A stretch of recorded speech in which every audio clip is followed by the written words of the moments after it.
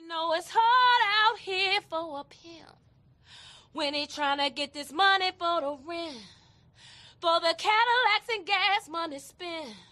We'll have a whole lot of bitches jumping shit.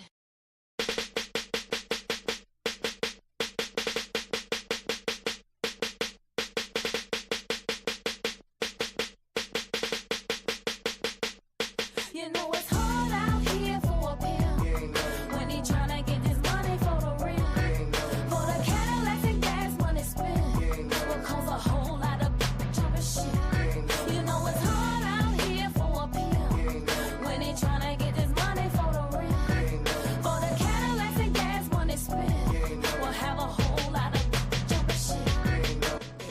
What's going on, party people? It's your man, 50 Grand, the Godfather, Nate Milton, and you are about to listen to another excellent episode from the Nefarious Media Network.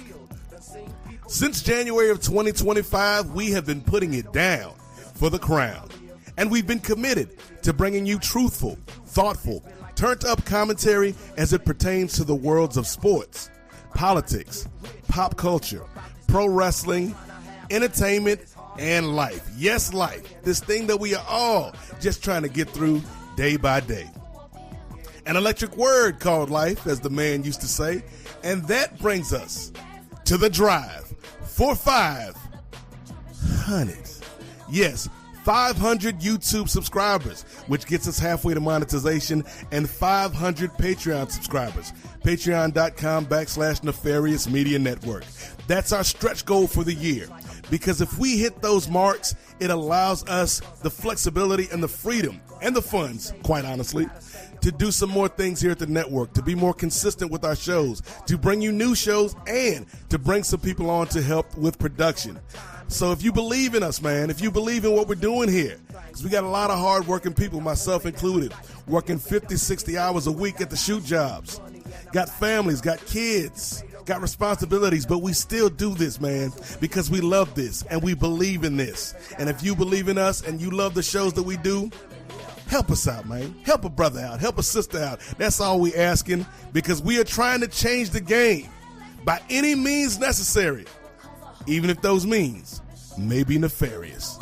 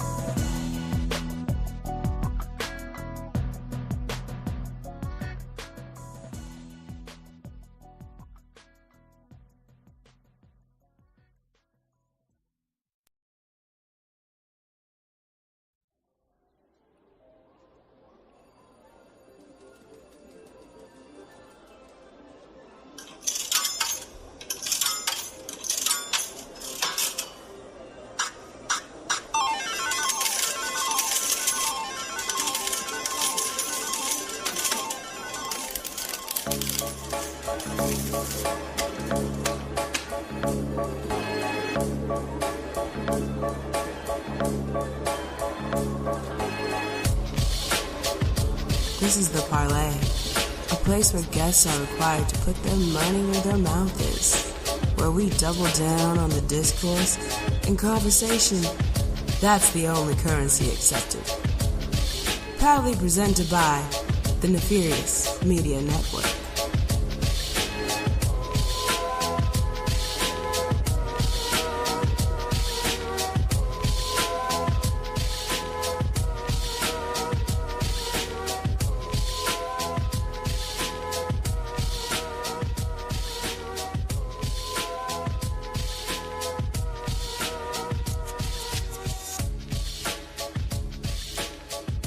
Welcome, welcome, welcome, ladies and gentlemen.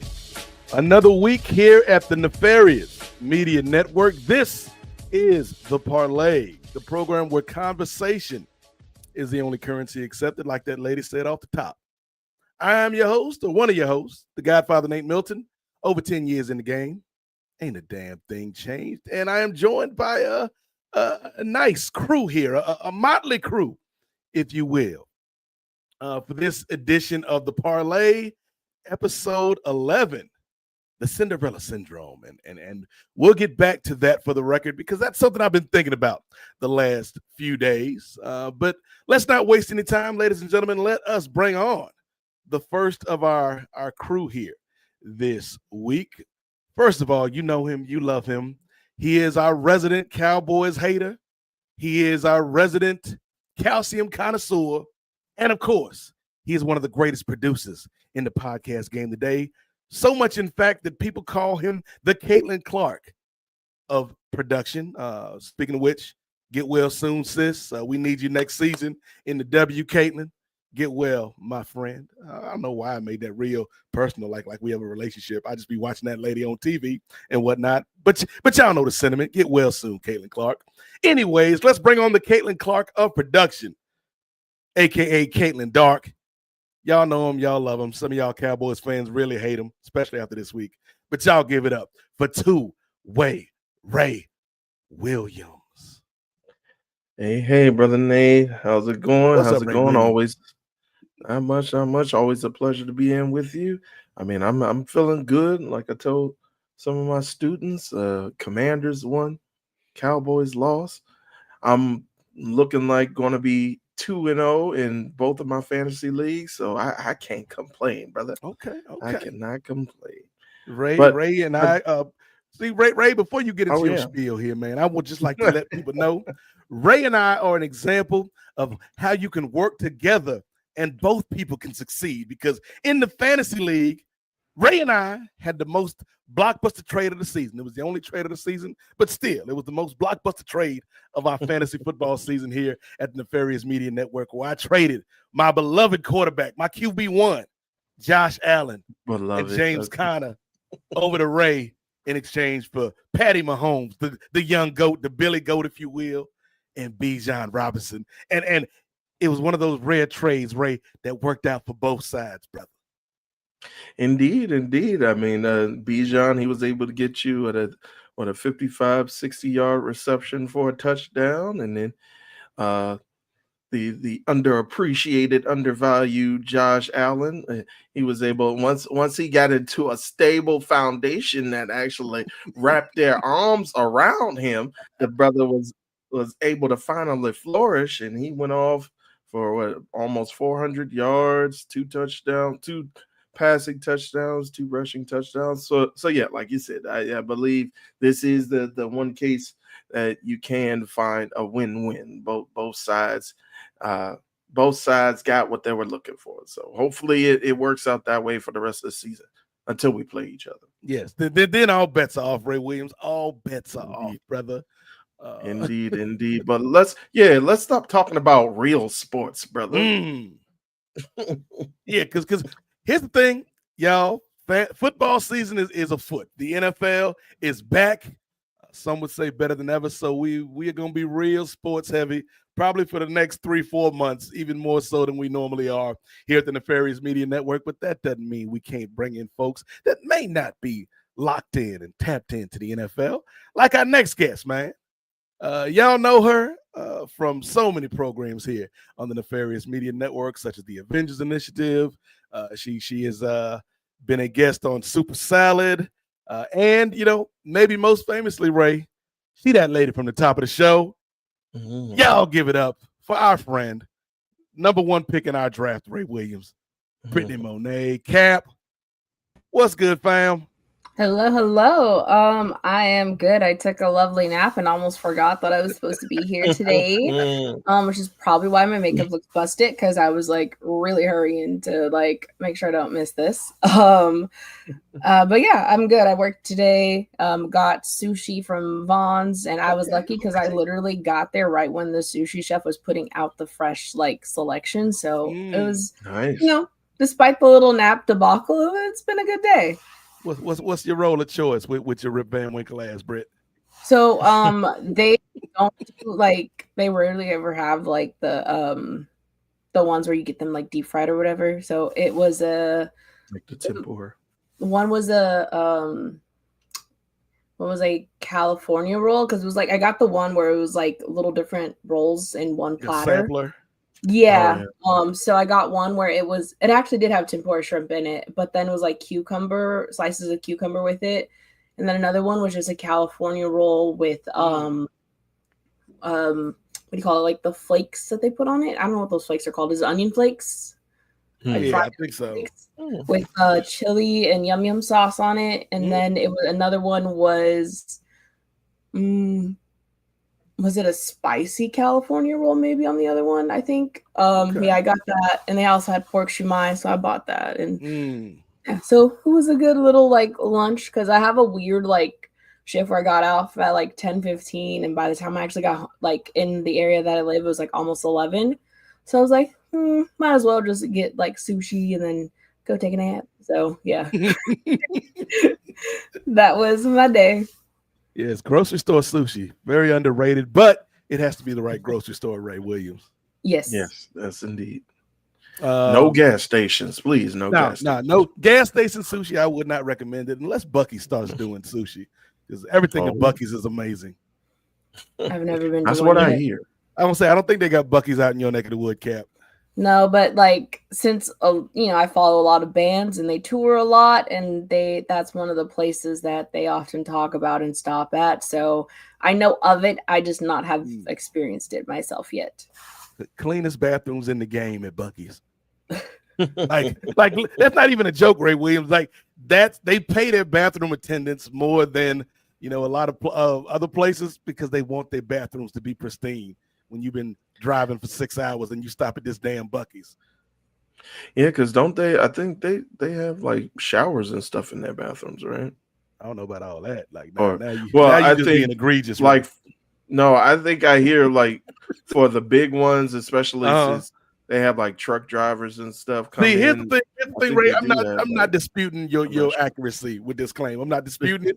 I'm just saying, like, there are many things Brittany Monet that I would do. Like, growing up, especially, like my parents loved to go on the road. Man, we had relatives in Texas and Mississippi. So living in Virginia, we'd always drive out for the summer and just make these marathon, month and a half long trips where we'd stop in Mississippi and then we drive to Texas and then we drive back. And so we stopped at a lot of rest areas, man. We stopped at a lot of rest stops. Not never once, Ray. Not never once. Have I ever been like, you know what I could use at this rest stop? A shower. It's gonna take me a shower here at this rest stop with all these rest stop people. That's never been something I was thinking about, Ray. Well, that's because you ain't in that position, dog. I'm talking about those. I'm talking about people driving cross country, dog. Even if I was riding a big rig, Ray, even if I was driving an 18-wheeler, I'd be like, nah, I'm gonna wait till I get to, a hotel or something, check in a hotel for an hour, give me a little hotel shower. I'm not trying to take no shower at the Bucky's rest stop, Ray Williams. No.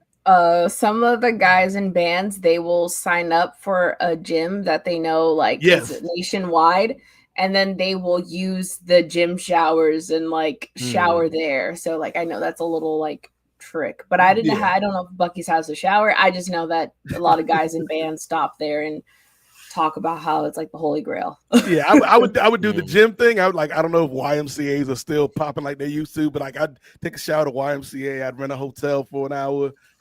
That's not shady at all, Ray Williams. I don't know why you're looking at me like that. I rent a hotel for an hour, take me a shower, but I'm not taking no shower at no damn Bucky's, Ray.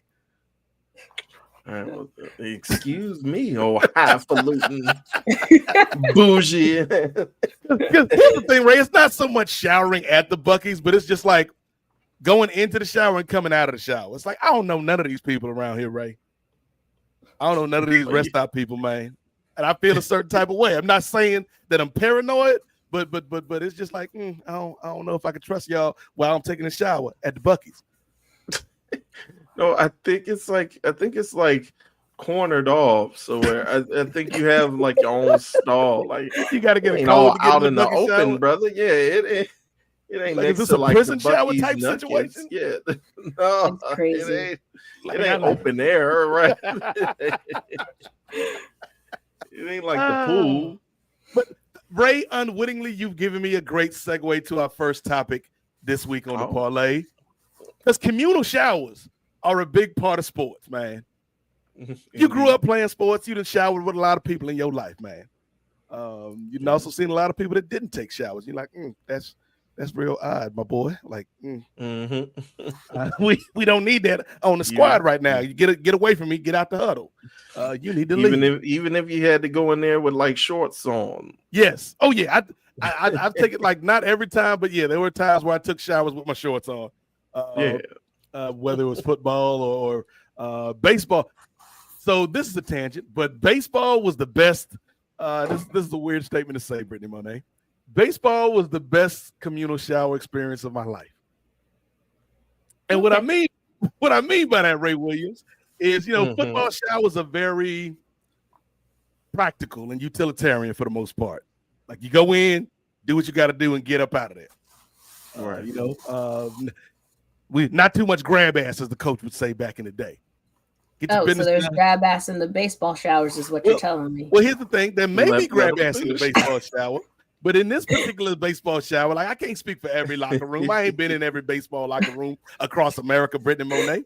I'm just saying, in the baseball locker room I was in back in college, we took showers, but first thing, everybody took showers with shorts on. So there was it was a very who's my man off of damn, what was the show? Arrested Development. Tobias. In the jorts? Yes. It was a very Tobias Funke, never nude situation in the shower. Everybody had their shorts. Everybody had swim trunks on, or the little compression shorts. So you rarely saw somebody junk in the baseball shower. But what made the baseball shower so great, Brittany Monet, was once the head coach left, he left. He's like, all right, boys, great game. Everybody get showered up, man. I'll see y'all at practice in the morning. The team, I can say this now because, statute of limitations and whatnot, Ray. We was all, for the most part under the age of 21. But the team manager would come in with a big old baseball bag filled with alcohol, Brittany Monet. And we just be in the shower. We take 45-minute showers because it was 5 minutes for showers and 40 minutes for drinking. We just be up in the shower just drinking and telling stories and having a good old time, and then just stumble back down the street because the baseball locker room was on campus, so we just all stumbled back to our various dorm rooms. But those are some good times, Ray Williams. Somebody brought a radio one time, man, and we were just singing songs, much like a scene from a movie we may talk about. We singing "I Will Survive" and drinking Crooked Eyes in the shower, St. Ives, baby. It was a time to be alive, Ray Williams. Oh my goodness! What a communal unsanitary. Yeah, I know that seems unsanitary with a bottle going around in the shop. Well, I mean, it was more than one bottle of beer, Ray. Like the bag, the baseball bat bags, your equipment bag. Yeah, it was just filled with beer and wine and liquor. Right. And brother, we didn't win a lot of games, but we were a very close team, Ray Williams. We had camaraderie. I think we only won 5 games that season. Probably because we was drunk all the damn time. Exactly. I was count how many of those y'all were sober. Yeah. Now that I think about it, it may have affected our performance on the field, but that's not here nor there. Y'all could have had contracts had y'all just stayed off the bottom. Could have been a championship team if we wasn't always drunk after the game. But speaking of championship teams, football season is back in effect, and so I wanted to throw out another one of our patented drafts, Ray. We've done the military veteran draft. We've done the superhero draft here on the parlay. So I think it's time to have a draft for our favorite fictional athletes. The way this is going to work is we're going to go around the horn. Ray, Brittany, and myself will each pick 3 athletes over 3 rounds. Our favorite fictional athletes, maybe from TV or movies or the comics or even literature. Ray Williams, if Huckleberry Finn is your favorite athlete of all time, then you could choose Huckleberry Finn out here. So we're gonna go around the horn and see who has the most interesting or even the best fictional draft. And also, if y'all are watching and you've got some ideas for your favorite fictional athletes, drop them in the chat and Ray will bring them up if he sees anything that catches his eye. But I think we will start with Brittany Monet. We'll go Brittany, Ray, me, and that's the way we'll do it for every round. So Brittany Monet, you got the first pick. You're on the clock. Because I don't want anyone to take this just in case this is because I feel like this might be one. I don't know. I picked Jamal Jeffrey / Joanna Man. Woo! Oh, okay. 'Cause Starting coming out hot. I was just All like, right. wait a minute, hold up. I feel like this might be one that Yes. potentially Nate might steal from me if I like save it. So I'm not saving him. Him/her. Picking that one first. I love that movie, Joanna Man. It is a very fun movie. Highly recommended if you have not seen it. So yeah, I could go either way, into the NBA or the WNBA. So that's Mhm. my pick. Especially in Joe Biden's America. Oh yes. But no, Juwanna Mann is a great pick, Cap. Like Juwanna Mann was on my list. Not in my top 3, but Juwanna Mann was definitely on the list because I do love that movie. It's ridiculous. We are a WNBA friendly podcast, and that would never fly in the real WNBA. But the fact that the way Jamal Jeffries is found out to be Juwanna Mann, it's like the name should have been a tip-off, Britt. The name should include somebody in. But he goes up for a dunk, Ray. The first female to ever dunk in the WNBA to win the game. And his wig falls off. And it's like you think it would be more secure if he's out there tussling in the paint for rebounds and whatnot. But the wig falls off, and everybody's like, that's Jamal Jeffries. And then it cuts to Tommy Davidson, who plays Puff Smoky Smoke, who's like this little annoying rapper that has a crush on Jamal as Juwanna. And he's just out there. One of my favorite lines in the history of films, Ray Williams. Everybody is just stunned and appalled at this. And he's like, I love you, Juwanna Mann. Even if you're a man, does that make me a man? I'm so confused. Juwanna. Oh, that's a great movie, man. No, let me take that back, Cap. It's not a great movie. It's not a great movie. It's a fun movie. I think it's a great fun movie. Yes. When they're at the like they're having like a double date at the restaurant, and oh yes. I forget who the guy is that's trying to get with Vivica Fox. Oh, it's Vivica Fox, right? Yes. Yeah. Okay, so Vivica Fox is the star of the WNBA team that Jamal Jeffries actually has a crush on. But she invites Juwanna on a double date with the guy that she's into and Puff Smoky Smoke. And they're at the restaurant, and he's like, and Juwanna is trying to order, and Puff Smoky Smoke Ray is like, hold on, man. Let me order for you. She wants filet mignon. You ever had filet mignon? Little piece of meat, bacon wrapped around it. Filet mignon. Yeah, that movie is ridiculous. It is. But the way you were talking, like the way you were talking coded, I was like, hold on, it might be my pick. So like, let me do this one first. Yes. Yes. So for those that are unaware, before the show, we did have a little bit of a chat before the mics went on, and I did tell Ray, I've got if nobody picks it, I have a special pick for the third pick of the draft that it might make Ray furious. So we'll see. But Ray Williams, who is your pick, your first pick in your fictional athlete draft? All right.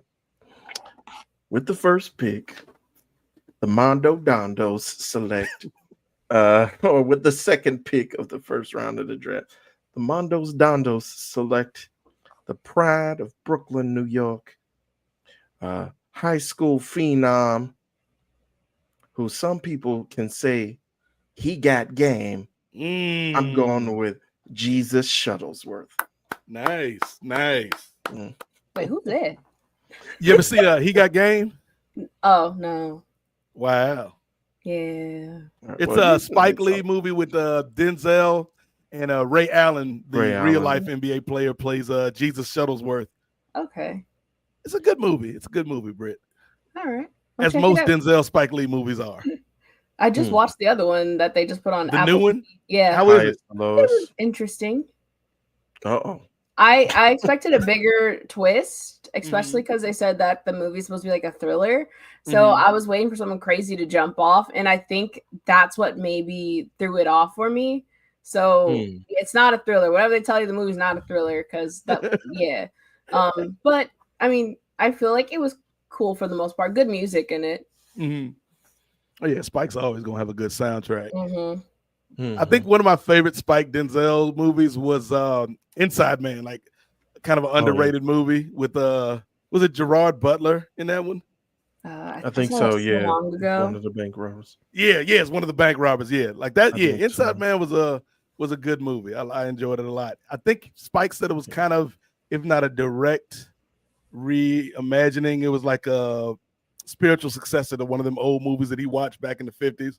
But yeah, it was Inside Man's a good film. So Brittany went with the controversial Joanna Man. Ray Williams went with Jesus Shuttlesworth. Trying to think, is there an athlete on my list that name starts with a J so I keep the theme going?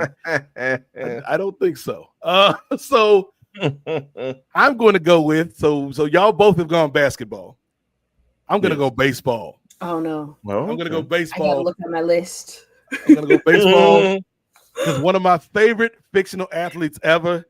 And they tried to replace him, Ray. They tried to replace him. They tried to do a Don Cheadle, Terrence Howard to him. And the people wouldn't buy it because there's only one man. I see where you're going. There's only one man out here stealing bases for the Cleveland Indians. And that's Wesley Snipes as Willie Mays Hayes from Major League. Yeah, poor Omar Epps. Yeah. Yes. Like, why would you say that's Willie Mays Hayes? Why wouldn't you just say it's his cousin or a brother? No. Yeah. Like, just because they both dark-skinned don't mean that's the same thought you were just gonna slide him in there. Yeah. But no, Major League is one of my favorite movies ever. Like, not even just a sports movie. Like, it gets me, like, no matter how many times I see it, Ray, it gets me emotional, man. There's so many little emotional beats of this team of underdogs. Like Charlie Sheen is like their ace pitcher who comes from the California Penal League. You got Jake Taylor, the catcher, Tom Berenger. That's on 3 bad knees because he had a knee surgery and he's on his 3rd knee and he's still trying to hang on for one last moment in the league while he's still trying to get with Rene Russo on the side. You got Corbin Burnson as Roger Dorn out here. Just, the playboy of the team. And then, you got Serrano, Dennis Haysbert, my boy Serrano. Oh, yeah. Joe Boo, help me now. I say, forget you, Joe Boo. I do it myself. Woo! This team, Ray Williams, and the way the movie starts, where they go into Cleveland, Brittany Monet, the birthplace of Vanessa Shark, and just singing this depressed-ass Randy Newman song, roll on, big river, roll on. Like, yeah, these people are really depressed. The only thing they have to live for is these sorry-ass Indians, man. I hope they can win something. But Wesley Snipes, man, to me, this is like young Wesley Snipes before he, popped off and became, like, this big action hero in the 90s. And it's just, like, the chemistry between him and Charlie Sheen in that movie was really cool. And it's like, I wish they could have found a way to bring him back for the second one. But, yeah, I love Major League, man. You know what? I'm going to say it, Ray. I don't even mind Major League 3 Back to the Minors. It's not a good movie. It's not a good movie at all. Because here's the thing, if y'all ain't seen it, man. Corbin Burnson now works for the Minnesota Twins. I'm like, how did this happen? I thought he was an Indian lifer. Now he's the general manager for the Twins? What's going on here? And he hires Scott Bakula to manage the minor league team, featuring Walton Goggins. And Brittany, this is maybe it's just because I'm looking at it with 2025 eyes, but Walton Goggins is like the hotshot rookie baseball player, but he still looks like he's 35. Like, I like him best as the ghoul. Walton Goggins, who also is sneaky good in Marvel. Yes. In the Ant-Man films, and he was also in What If, doing a voiceover that was really cool. But yeah, Walton Goggins, looking 35, supposed to be 25 as this hotshot major league prospect. And then the guy that played Jefferson Darcy is like the manager of the Minnesota Twins.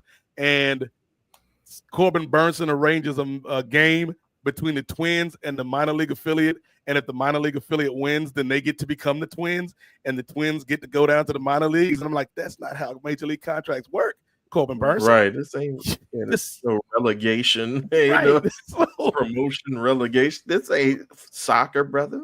But no, the play again, it's a movie, Ray Williams, so they're gonna win. But when Jake Taylor's facing the most fearsome pitcher in the league, and he calls a shot like Babe Ruth, and then lays down a bunt, and Wesley Snipes is already running, and he's just running and running, Ray, and finally just beats out that last tag, and the Indians win it. They win the pennant, and then they lose in the World Series. But we ain't worried about all that. We just want to see him win the pennant to give Vanessa Shark, little baby Vanessa Shark, and the people of Cleveland something to believe in for once in their life, Ray.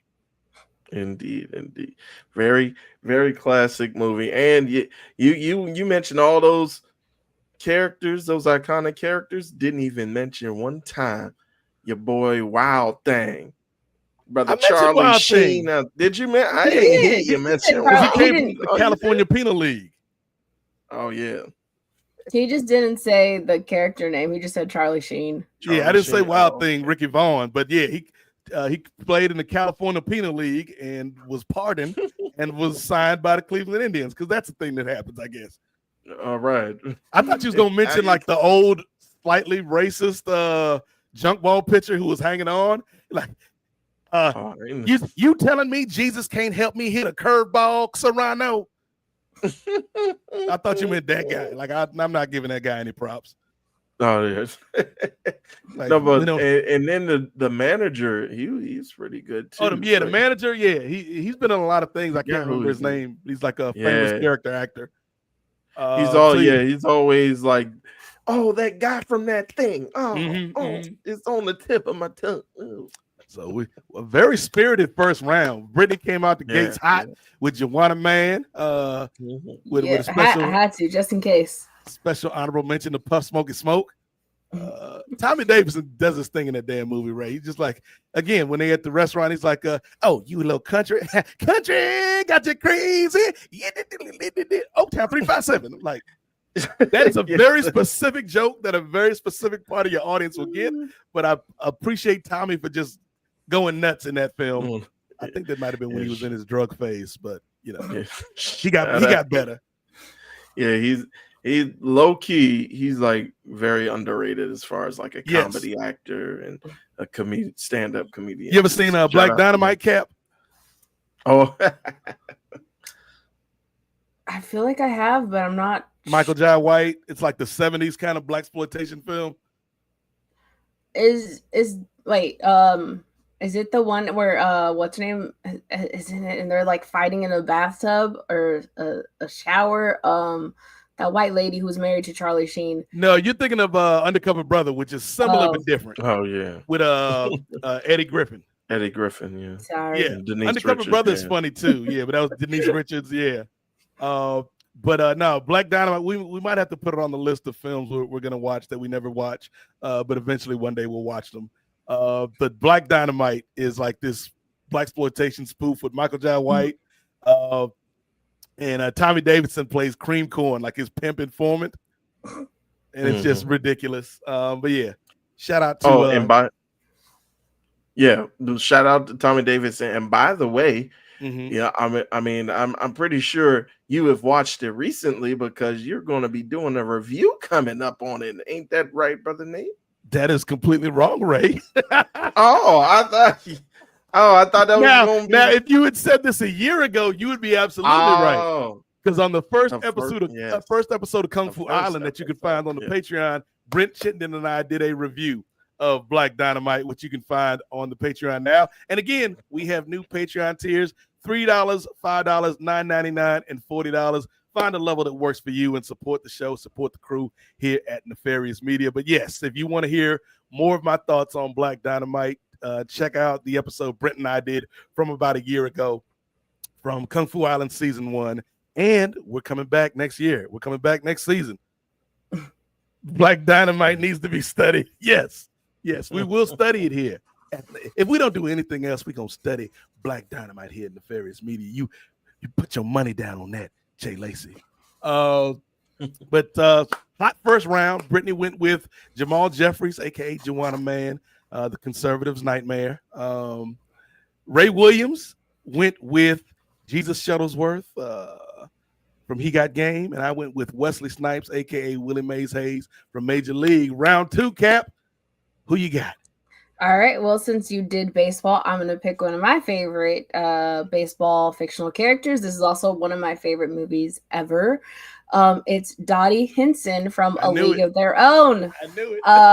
Yeah, Mm. I absolutely love that movie. Anytime I catch it on TV, I watch it. That's one that I need to buy on Blu-ray/DVD because you know me and my physical media. But I love that movie. That movie for like a brief second made me think maybe I can play baseball. But only if I get those cute dresses. I can see you out there in a little skirt like Rosie O'Donnell and Madonna and whatnot. So yeah, that was my like I just love that movie. I think that's like one of the only like movies where I'm like invested in like sports is that movie probably. Though I actually was invested in the last inning of that Orioles Dodger game the other night. That was crazy. I don't know if you guys saw that. Such a random pull. Well, because I was on my phone and the Dodgers were winning 3-0 when I looked at it. And then like I looked down at my phone, scrolling, got lost, and then the Orioles got one hit. I'm like, okay, whatever. They're still gonna lose because it's whatever. The next thing I know, I looked up because I hear my dad go, "What the fuck?" And I look up and the Orioles won 4-3 in like the last inning in the last like 15 minutes. I was like, what the hell happened? So that was crazy.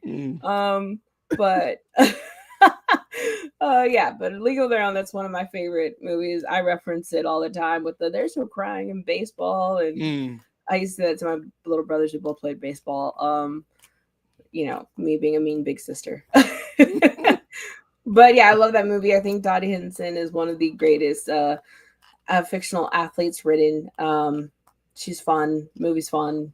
Good time. I know it's a crazy team because you got Jamal Jeffries and / Joanna Man and Dottie Hinson. But hey, I don't know how they're gonna get it. Then again, they probably get along fine because Dottie Hinson was the only person, Ray. If you watch A League of Their Own, there was one black sister, man, that was just watching outside the fence, like. And you know the messed up part, Ray, they got a theme song. These heifers got a nerve to have a theme song for this league, talking about we're the members of the All-American League. We come from cities near and far. We got Canadians, Irish ones, and Swedes, but no black people. We're all for one. We're all for you. We're all American. And the sister just sitting out there outside the fence like these Bammers, they ain't gonna let me play. And then the foul ball goes over the fence. And they like, hey, can you throw us the ball back? And she throws a strike from the fence to where Dottie's standing behind the plate. And Dottie like gives her like, okay, I see you, sis. Maybe in 40 years you can be out here, but I see you right now. I see you. I see you, sis. But yeah, like Dottie Hinson, man. And here's how good Dottie Hinson was, right? They was like, hey, ain't nobody coming to see these women play baseball, dog. You got to do something, Dottie. And then Madonna's brilliant idea was like, what if my bosoms fall out? Everybody see my bosoms. And Rosie like, you think there's men out here that ain't seen your bosoms, yo? And then Dottie's like, no, I got you, fam.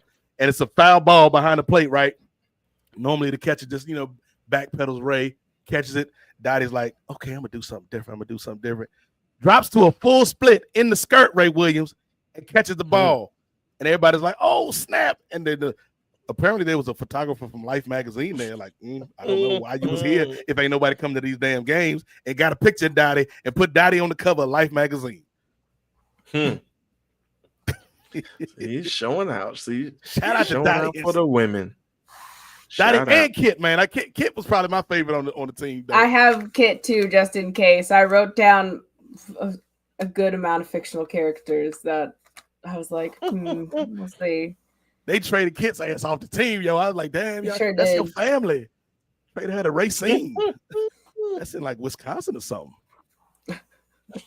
Ray Williams, who is your next fictional athlete, and are they from Wisconsin? No, but it kind of sounds similar to you trading away Josh Allen.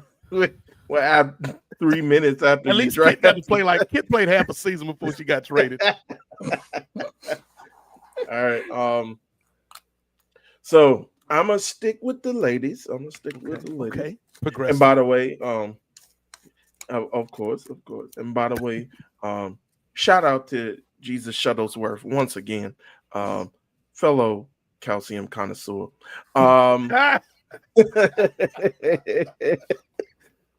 But he did mix it up though. He did I'll mix say, it up with wasn't Rosario up in there? Yeah, Rosario was up on there. So he had game in more ways than one. So but yes, we're gonna stick with the ladies during this round. And this is gonna be my sleeper pick right here. Okay. This is gonna be my sleeper pick. I don't know if you guys have heard of the film Stick It. Have you guys is heard it of that film? the gymnastics movie? Yes. Okay. That the main girl married Zachary Levi for like a few minutes or whatever. In real life. All right, well, I'll forgive her for that one. Because we all know what Zachary Levi became. But yes, I'm going to go with that aforementioned lead girl. Character's name was Haley Graham. So if you're not familiar, Brother Nate, yes, Stick It enlighten me. Yes, it is a movie about, I believe it's pretty much down and out gymnastics coach played by Jeff Bridges. Okay. And so he's trying to get back in the game, but they're like, all right, well, we'll let you get back in the game if you could come with your own team, but you can't have anybody that you trained before. It has to be people that are brand new. And so he's getting like a motley crew of different people for his gymnastics team. And his star pupil is a girl who's just coming out from juvie, and she's got like different issues, Haley Graham. And so Haley Graham is button heads with another girl on the team who wants to be like the top dog, and her name is Joanne Charis, played by Vanessa Lingles. So they're button heads, and like they're not finding out a way. And plus, like Haley is rough around the edges, so she's not all as one would be when they get out of juvie. Of course, she's not all prompt and prim and trying to follow like the like all these unwritten rules within the gymnastics culture.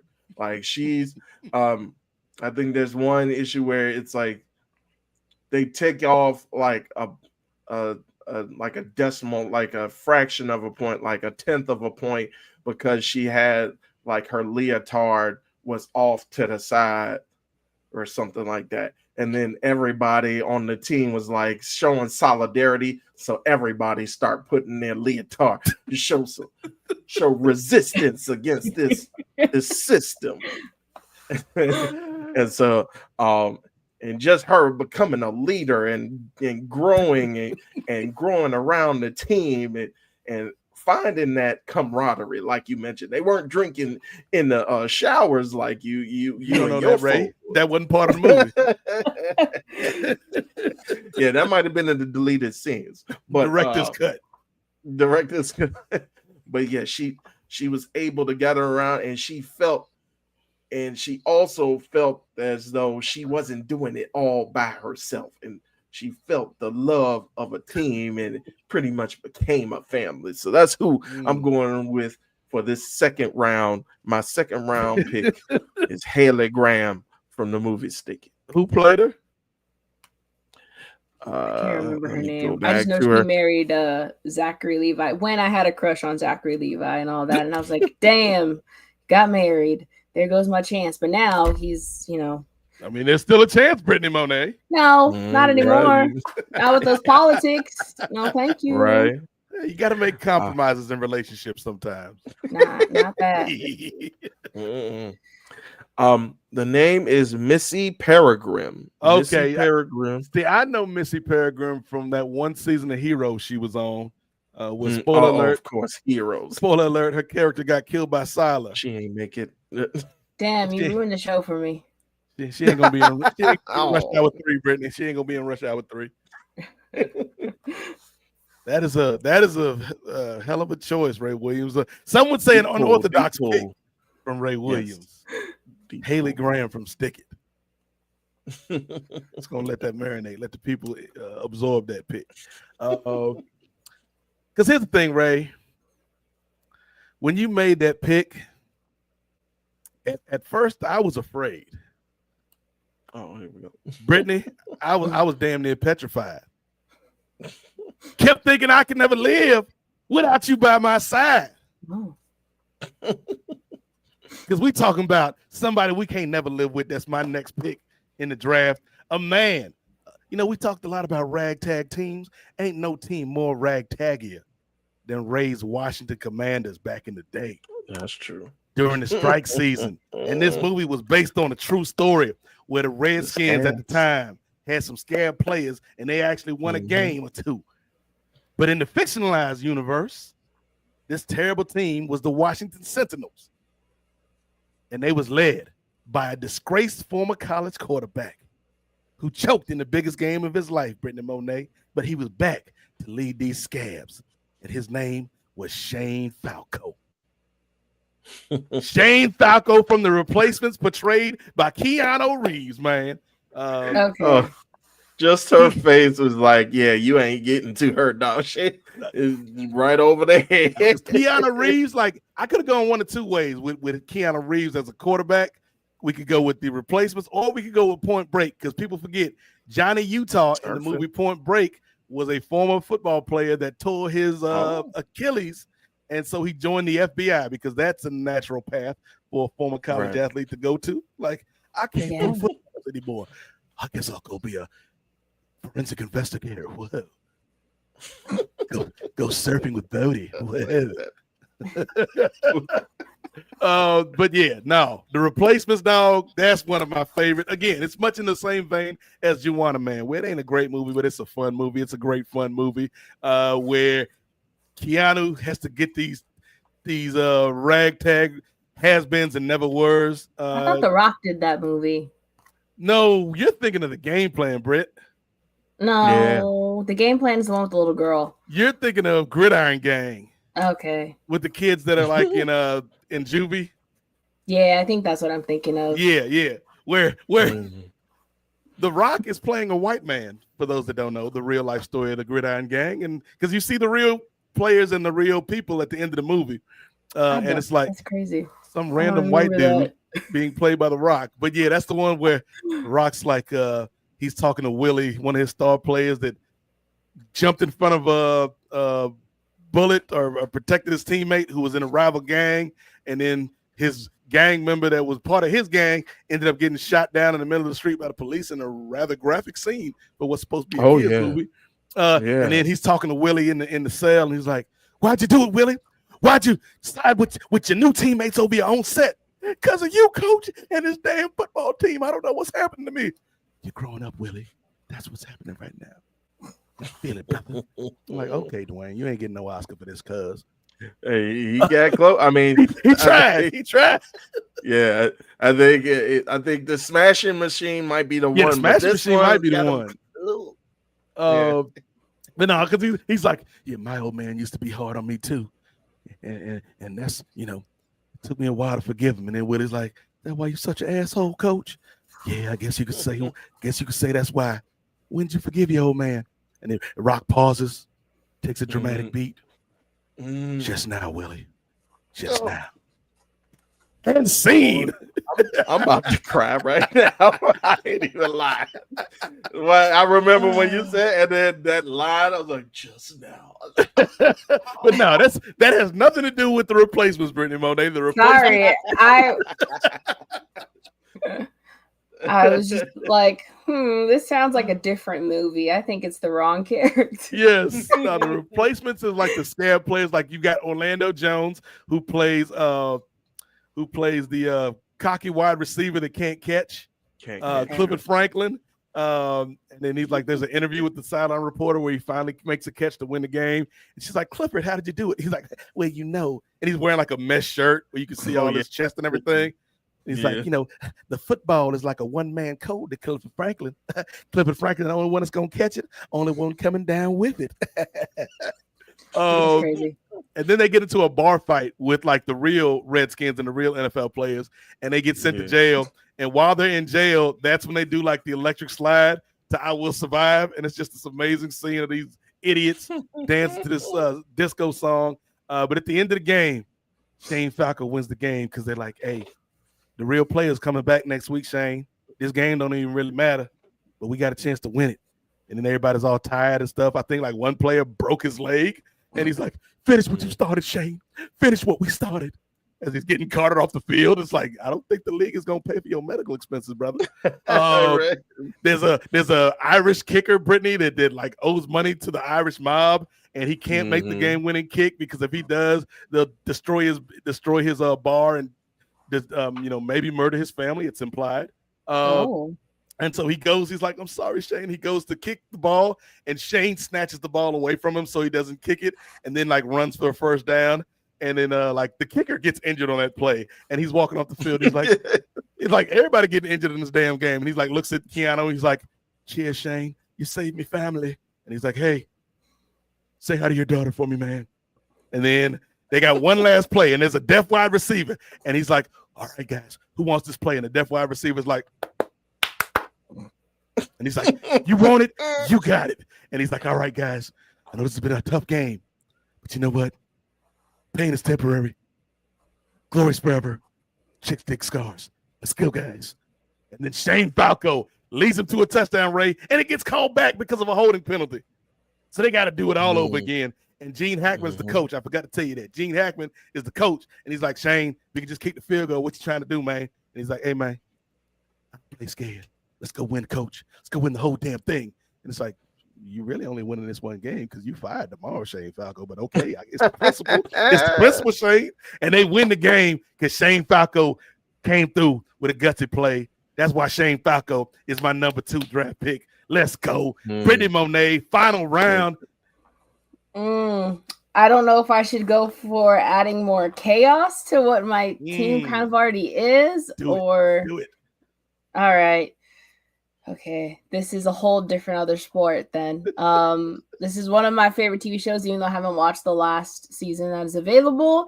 But I am choosing Roy Kent of UFC Richmond. Is that the name of the team? Richmond? Yeah. Roy Kent. He's there. He's where? He's every fucking where. Hell yeah. I love Roy Kent. He is one of my favorite characters. The actor who plays him, which his name is escaping me right now, is also one of the writers on the show, and he's actually Hercules in the after credit scene of Thor: Love and Thunder, even though that movie is, okay. But yeah, Roy Kent, all about that scene. He is a really great soccer player or football player. Depending on what part of the country or world you live in. But yeah, he's fun. He's angry, grumpy. And I feel like that would be a fun little chaotic team. My other chaotic choice would have been Air Bud, just if anyone wanted to know. But there we go. Those I love Air Bud as an honorable mention. I mean, I have some other honorable mentions that we can talk about later, but yeah. Nice. Ray, we are in round 3. Despite what the graphic may tell the people out there. I think Ray was so moved by my rendition of the Gridiron Gang speech that he forgot to update the graphic. Ray was having some emotions during that. When did you learn to forgive your old man, coach? Just now, just now. Damn Gridiron Gang. That was a good movie, though. I ain't even gonna front. I'm still forgiving my father, but that's neither here nor there. Ray's waiting. Look, close to home. Ray is waiting for that moment when he coaches these kids after school. Brittany, he's like, "When did you learn to forgive your old man, Coach Williams?" Just now, kid. Just now. Someday, Ray, it's gonna happen. Ray, it's gonna happen, brother. All right. All right, Ray. Your final pick. Who you got, brother? Yes. So I'm not afraid to also cause a little bit of chaos. Uh-oh. And you kind of stole the thunder a little bit. I stole the thunder a little bit, Brittany. I'm so sorry. Because as you see him as an honorable mention, I want this dog in Always Than One. He's a dog. In him, Ray. He got that dog in him. Anyways, he got that dog, and not only a basketball player, football player, both footballs, American Mhm. and the world football. And a volleyball player from what I see. Spikes back. Now that's too much. That's too much. You And can't a have a damn dog playing baseball volleyball. player. How, Seventh how does the inning dog play fetch. baseball? That's impossible. He can't hit. I can do anything. He How ain't got dare no you. opposable You thumbs. never know. He makes it work. That's that dog in him, Nate. He What is he makes just it bunting work, the whole brother. time? He just bunting, just holding the bat in his mouth. Just You got to watch the movie. we I ain't watching guess. that I damn don't movie, know. Ray. What's the name of the movie? Because I know it's some terrible pun. What's the name of the baseball movie with Air I Bud? think it's called Air Bud Seventh Inning Fetch. No, Hollywood. No, Hollywood. We ain't doing that, Hollywood. I wonder if all of those are on Disney. Seventh I inning swear, fetch. he got Come like on. 8 movies. Only saw like one. He What got like sports can 8 this movies. damn dog play? But yes, yes. And I are will we go to ahead. believe that it's the same Air Bud in every? Like I know it ain't the same dog because the original Air Bud Right. been dead.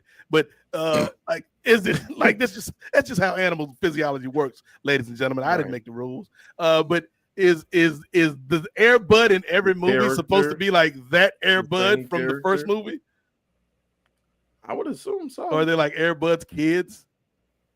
Well, he He does ended have- up having kids, and they Yes. called them Air Buddies. And so Yes. Nah, son. Stop so I Hollywood. think it is supposed to be the same character of Air Bud. Air Buddies. So Come on. I'm gonna go with Air Bud as my third and final Wow. pick. Wow. And look at Jay agrees with me. He says Air Bud is the Bo Jackson of canines. You tell him, Bo knows everything. Bud knows everything. No, I think the best Air Bud pun for a title was the college football one where he was golden receiver. I'm like, okay, I can give you that. Yeah, one. that works. That works. Everyone else was like, what? Seventh Low inning hanging fetch. fruit. Seventh inning fetch is just lazy. Air Bud. All right, that's a good pick though, Ray. I'll give you that one, man. I'll give you that one. Now, time for my final pick. As I said before, I let Ray and Brittany know this might be a little bit of outside the box thinking. And Brittany scared me for a half second when she mentioned her pick. Because I was like, did she just steal my pick? Oh, good. No, she didn't. I wonder if this is one of the people I wrote down as backup. Because my pick, Ray, he only played high school football. Okay, never mind. But to a lot of people, he may have been the greatest athlete they've ever seen, man. He was somebody who had speed, had strength, had agility, had vision, multiple types of vision, if you will, on the field. The final member of my team, I got to go to the high school ranks, Brittany Monet, Okay. all the way out to Smallville, Kansas. I knew you. I The swear to starting God, quarterback I knew you were just, for the Smallville my. Crows, my man, Clark Kent, a.k.a. Kal-El, a.k.a. Superman is on my team. What the hell just happened, man? Kal-El, no. I knew he was going to do something. Superman is on my team, Ray. You got a dog, Ray. You got a dog. Kal-El I got the dog. dog. That's crazy. Superman is on Oh, my my team, goodness. Ray. That's crazy. Superman. He don't even want to play sports. Like he probably wanted to be on the school paper, but they just forced him to play sports. They forced him That to ain't play. fair. And here's the Is thing. that a You Napoleon could, Dynamite reference? The Jay Lacey's making? what is Jay saying? No love for Uncle Rico? Napoleon Dynamite Uncle Rico, yes, right? Uncle Rico, yes. Oh, He can no, throw a no. football over your house. I mean, so could Clark Kent, starting quarterback for the Smallville Crows, ladies and gentlemen. He only played one game. He only played one like game, one but he or was a two beast games. in that one game. Don't Don't play that brother on a sunny day. no, It's no. over for you, Ray. Don't let it be sunny outside. It's a wrap, son. It's a wrap. Man, Kal-El, no. No. Kal-El, yes. keep playing. I'm gonna put. That's crazy. I didn't I'm a- pick any superhero people that I wrote down. But I don't. Yeah, I have a couple extra if anyone cares. Yeah. What you got? What you got left, Britt? So obviously, this is one of my favorite TV shows as a teen. I put the Scott brothers, both Lucas and Nathan Scott. Mm. You know, the two white boys who could really play basketball when I was watching that show. I also have Monica Bright. What was that, One Tree Hill? Yes, One Tree Hill. Oh yeah, son. When they did that time jump on One Tree Hill, I was like, oh my goodness, this show to go to a whole nother level. So that's the show where I probably missed the last couple seasons because I think that's when like I was doing a whole bunch of other stuff and DVR still wasn't like a thing where everyone just got DVR. So One Tree Hill, I never finished it, but I watched enough to know that the Scott brothers, they were it. I also picked Monica Bright from Love and Basketball. Okay. Sanaa Lathan. Yes. Play you for your heart. Troy Bolton from High School Musical. And then last is Danny Rojas, who is also on the same soccer team as Roy Kent. Those were my little like. I was like, okay. I was nervous that you were going to pick Joanna Man, so that's why I had to go first with Joanna Man. No, that was a good one. Joanna Man was a good one, but no, I had Kal-El in the back pocket the whole time. Ray Williams. I didn't even think of that because I don't remember him playing football. He played like one game in that one season of Smallville. Oh, when Dean Winchester was the coach? Yeah, when Dean Winchester was the coach. And I think Clark ended up like breaking some kid's arm because he got too into the game and didn't monitor or regulate his strength. And so then he was like talking to Pa Kent at the end of the show. He's like, I can't ever play again, Pa. It's not fair to the other kids. And he was like, that's a mature decision, Clark. And he was like, yeah, it's just not for me until 30 years from now when Nate picks me for his fantasy athlete draft and I got to stoop back up again, Pa. You got any other honorable mentions, Ray? I do. So honorable mentions goes out first off.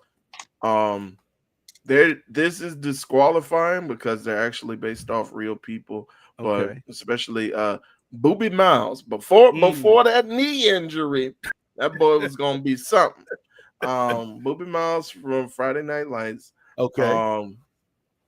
The movie or TV show? Movie. I didn't really get into the TV show. Yeah, I didn't liked the movie. Yeah, and Booby wasn't really as much of a character on the TV show as the movie. Yeah, they went into they weren't even in Permian no more. They were still like the Panthers, but I think they went somewhere else. I don't know.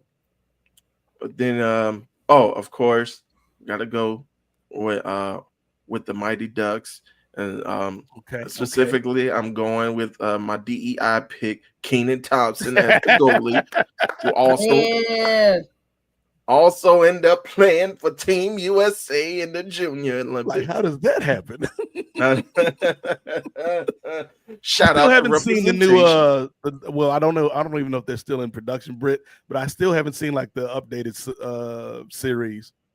I started it and then I don't know if that was a show that was releasing weekly and then like I fell off of it because of like other stuff going on. But I should go back and finish that and rewatch the other movies. What's up with Gordon Bombay and them boys? Gordon Bombay. Bombay. It's a ridiculous name. And then lastly, for my honorable mentions, I had to go with Willie Beeman. He's getting the lady all feeling. Hey. Think you can defeat me? You're dreaming. Willie Beeman from Any Given Sunday. Yes. That movie was ridiculous as well. It's like none of that movie was like the only thing that was believable is Lawrence Taylor used drugs. Like I believe that 100%.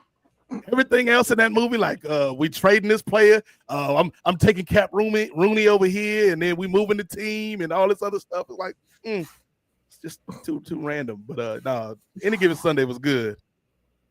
Yeah, that was a good movie.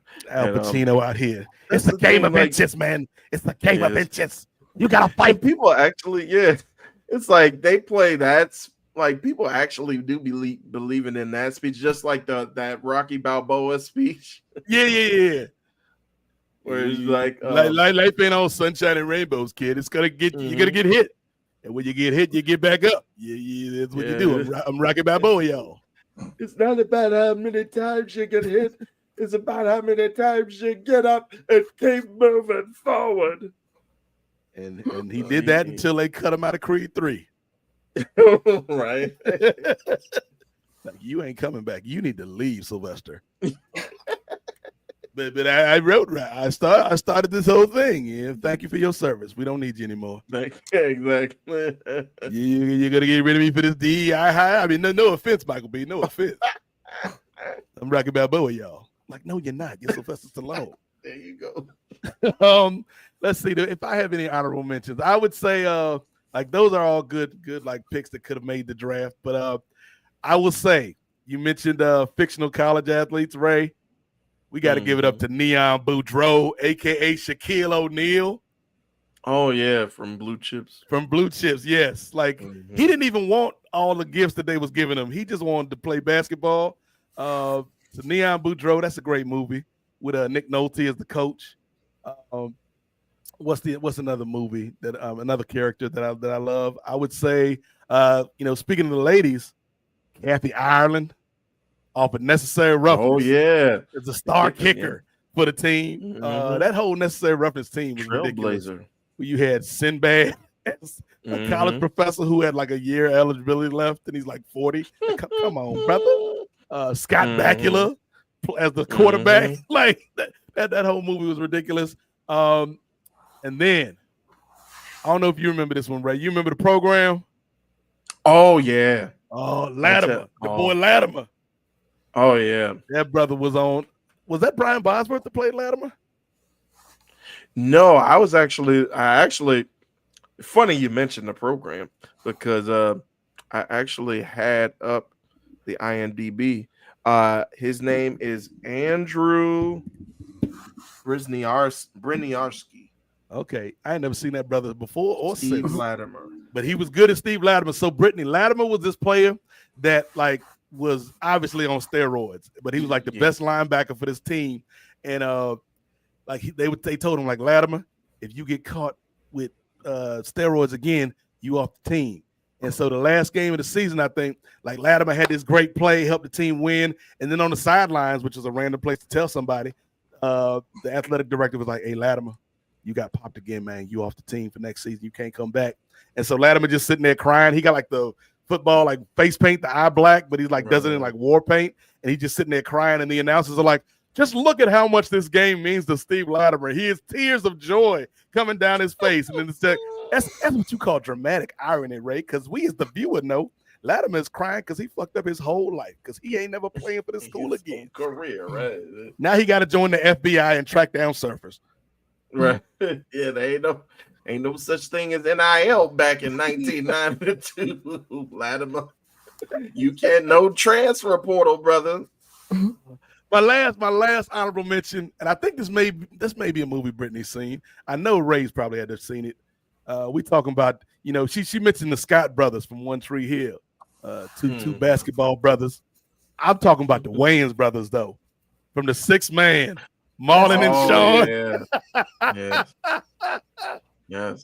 Where's what was it? Kadeem Hardison played Marlon Wayans' older brother. Yes. In the Sixth Man, and he died, but he became a ghost somehow, Brittany, that haunted the school. Oh yeah, I've seen this movie. Brittany's like, I know the material. Don't I lecture know me. this one. I love this movie. The shot at the end of the movie where the whole season, for those that haven't seen the movie, where Kadeem Hardison's been helping the team win. There's a miraculous turnaround because like he'll steal the ball from a player, but because he's a ghost, people can't see him. And they're like, oh, he just turned that ball over. Well, that was crazy. Or they'll shoot it and it's way off, and then he'll knock it back into the basket like that. The air in here must be on super high to blow that ball back into the basket. And so it's like Marlon got a last shot and he shoots it, and then Kadeem Hardison's getting ready to go for like the ghostly alley-oop. And then he's like, what was his character's name? I think I only know A and K all the way. A and K all the way. Like Kenny and something. I think Marlon was Kenny. Marlon was Kenny. Was it like Antoine, Andre? Antoine sounds right. He's like, Antoine, no. And then Antoine's like, he's like getting ready to put the ball in the basket, and he's like, and then fades away. Oh, the Sixth Man. Such a random that movie. was a good movie. And imagine the pitch Brittany knows about how Hollywood works, man. Imagine the pitch. Like, okay, check this out, right? Two brothers playing basketball. One of them dies. What's gonna happen? A&K got to go all the way. He comes back as a ghost and helps the team win until his brother says no, and then he fades away. What do you think, boss? How much cocaine were they on? It was a good movie though.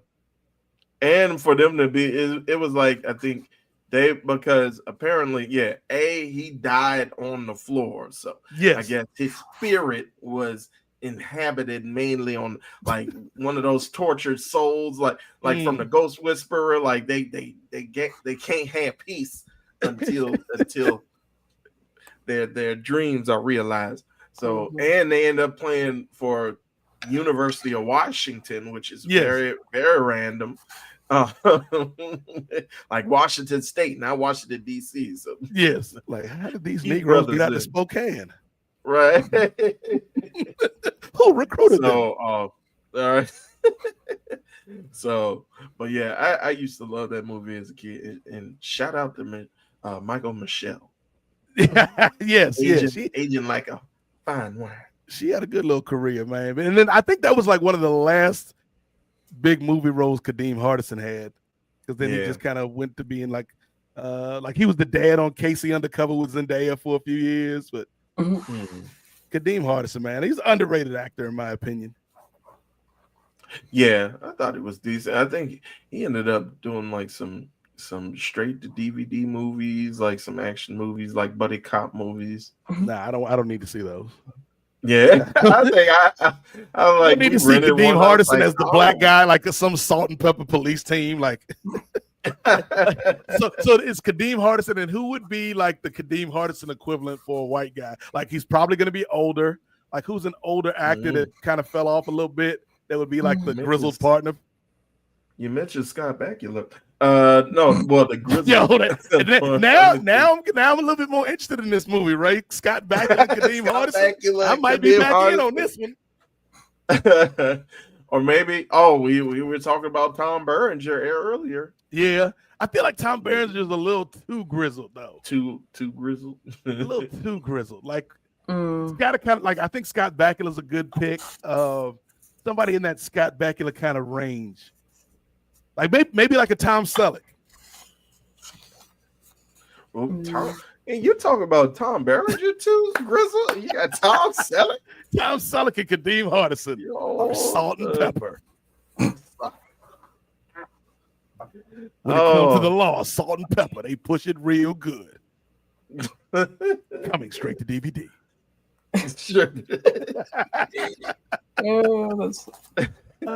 Maybe I think he may be a little too young for the game we're playing, but I feel like Nathan Fillion and Kadeem Hardison would be a good pairing. I love Nathan Fillion. But I feel like Nathan Fillion and Kadeem Hardison are probably around the same age. Yeah. I think it'd be reversed. I think Kadeem Hardison would be like the straight man. By the book. Yeah. Yeah, I can see that. That's a fun game to play. All right, so let's go from a fun topic to maybe a more introspective topic, Ray, because I mentioned to you and Brittany that I had a theory that I've kind of been working on for the past few days, and it's something I shared with Brittany during our voice conversation the other day. A different world meets quantum leap. A different leap. A different leap. Book it. Yeah. Where you at, Jay Lace? You got all this time to comment in the comment section. Where you at, sir? Just holler at Ray. He can get you in the room. But so this is something I shared with Britt the other night, but it's something I've been thinking about a lot lately, right? So you know the term imposter syndrome, right? Yes. I think a lot of people are familiar with that terminology. And this would have been a good episode to have Stone Cold Steve Willie on. He of the bionic neck fusion. Get well, Steve Willie. But so this is kind of like a corollary or maybe an inverse to imposter syndrome. It's something I've coined, Ray. I don't know if it has an actual terminology in psychology, but I've coined it the Cinderella syndrome, okay? Because if you look at the book of Cinderella or the movies or the animated films, whatever. The story of Cinderella, we all know. Cinderella living with her trifling stepsisters and her evil ass stepmother. That she's basically a slave or an indentured servant. She meet a fairy godmother, who gives her the glow up. She get to go to the ball. The princess like, oh damn, who that is? And then clock strike midnight. She go back to being regular ass Cinderella. And then finally at the end of the story, end of the movie, she back to being Cinderella again. And the princess like, finally, the end. So through the whole story, Ray Williams, we as the audience are made aware that for lack of a better term, Cinderella a bad bitch. The whole show, the whole movie, we know what Cinderella about, right? Mm-hmm. But because of the situation she's in, very rarely does she get to feel like that. And so, and this has happened to me a couple times lately.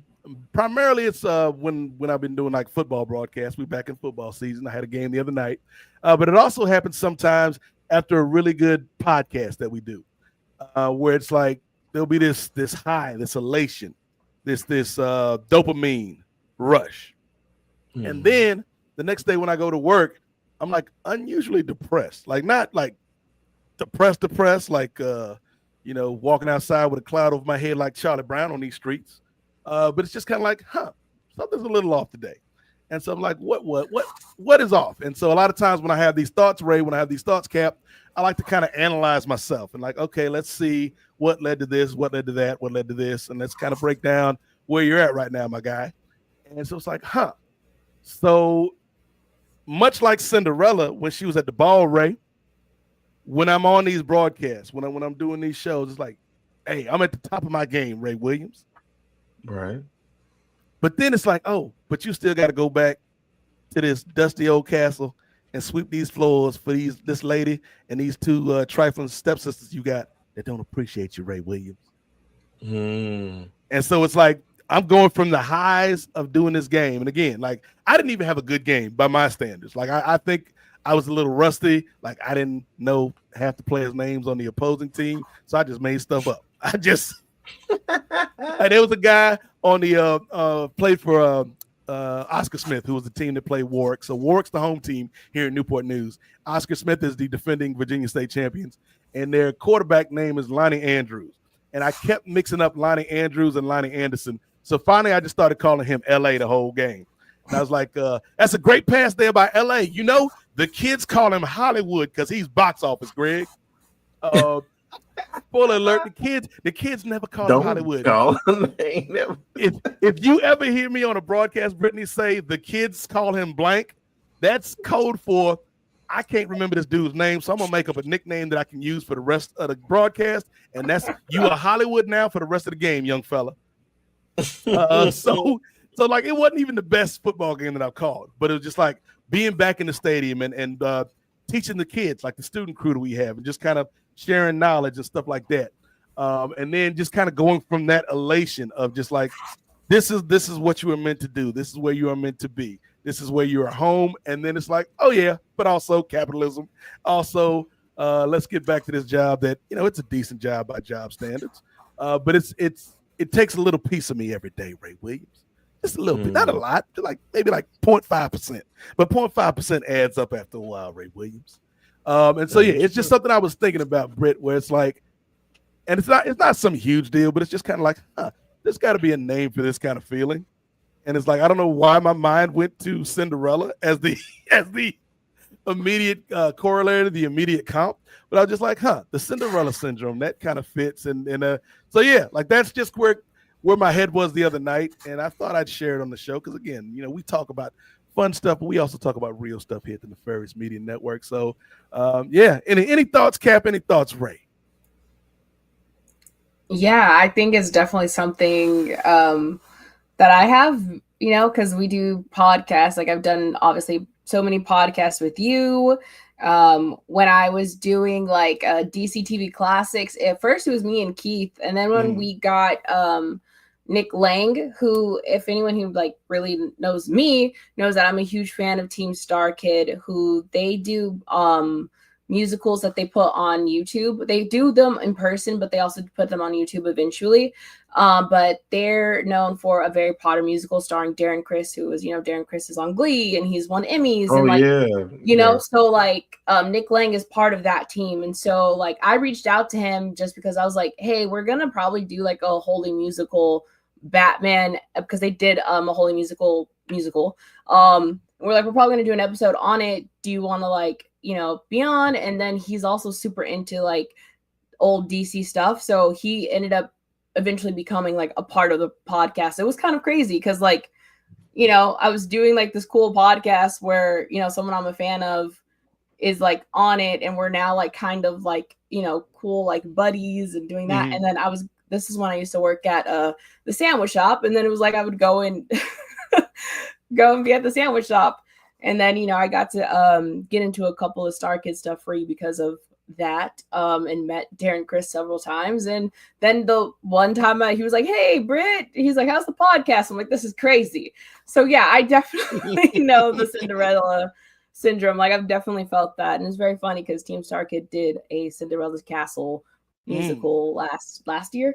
But yeah, it's kind of weird. Like when you're in the space and you meet other people, and like, one time when I was doing Nerds of Color podcast with like Keith, we had the stunt guys of Shang-Chi, who like the team who did that, like we got to talk and interview with them. So it's just like very weird how like, we've talked to some people who are pretty cool. And even on Black Lightning, we've had like cast members be on like our, podcast. So it's very weird doing that.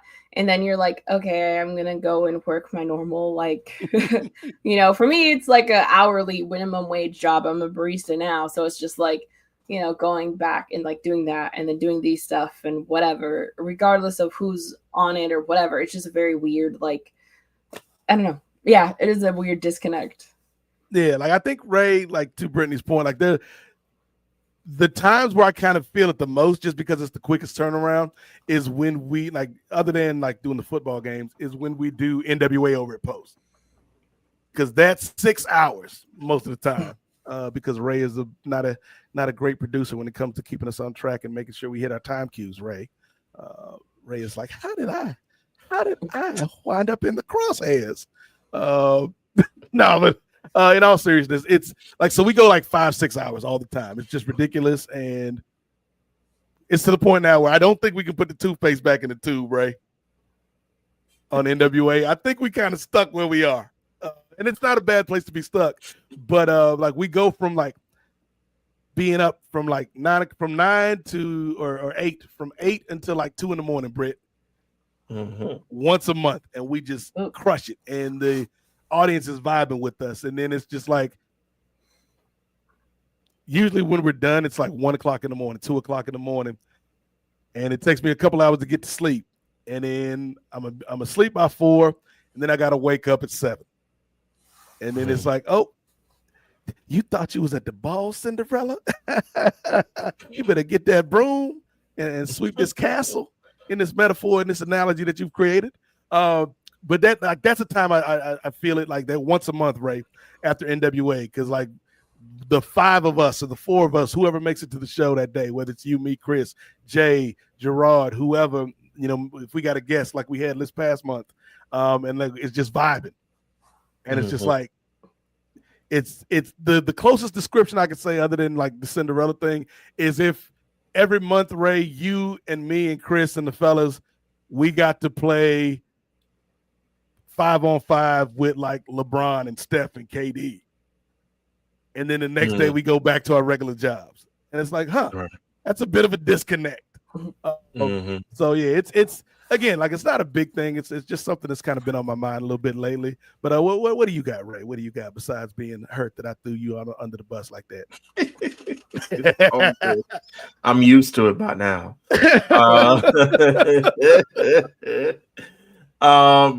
But I think kind of also to put it to comparison with another person you mentioned earlier, your starting quarterback from Smallville High.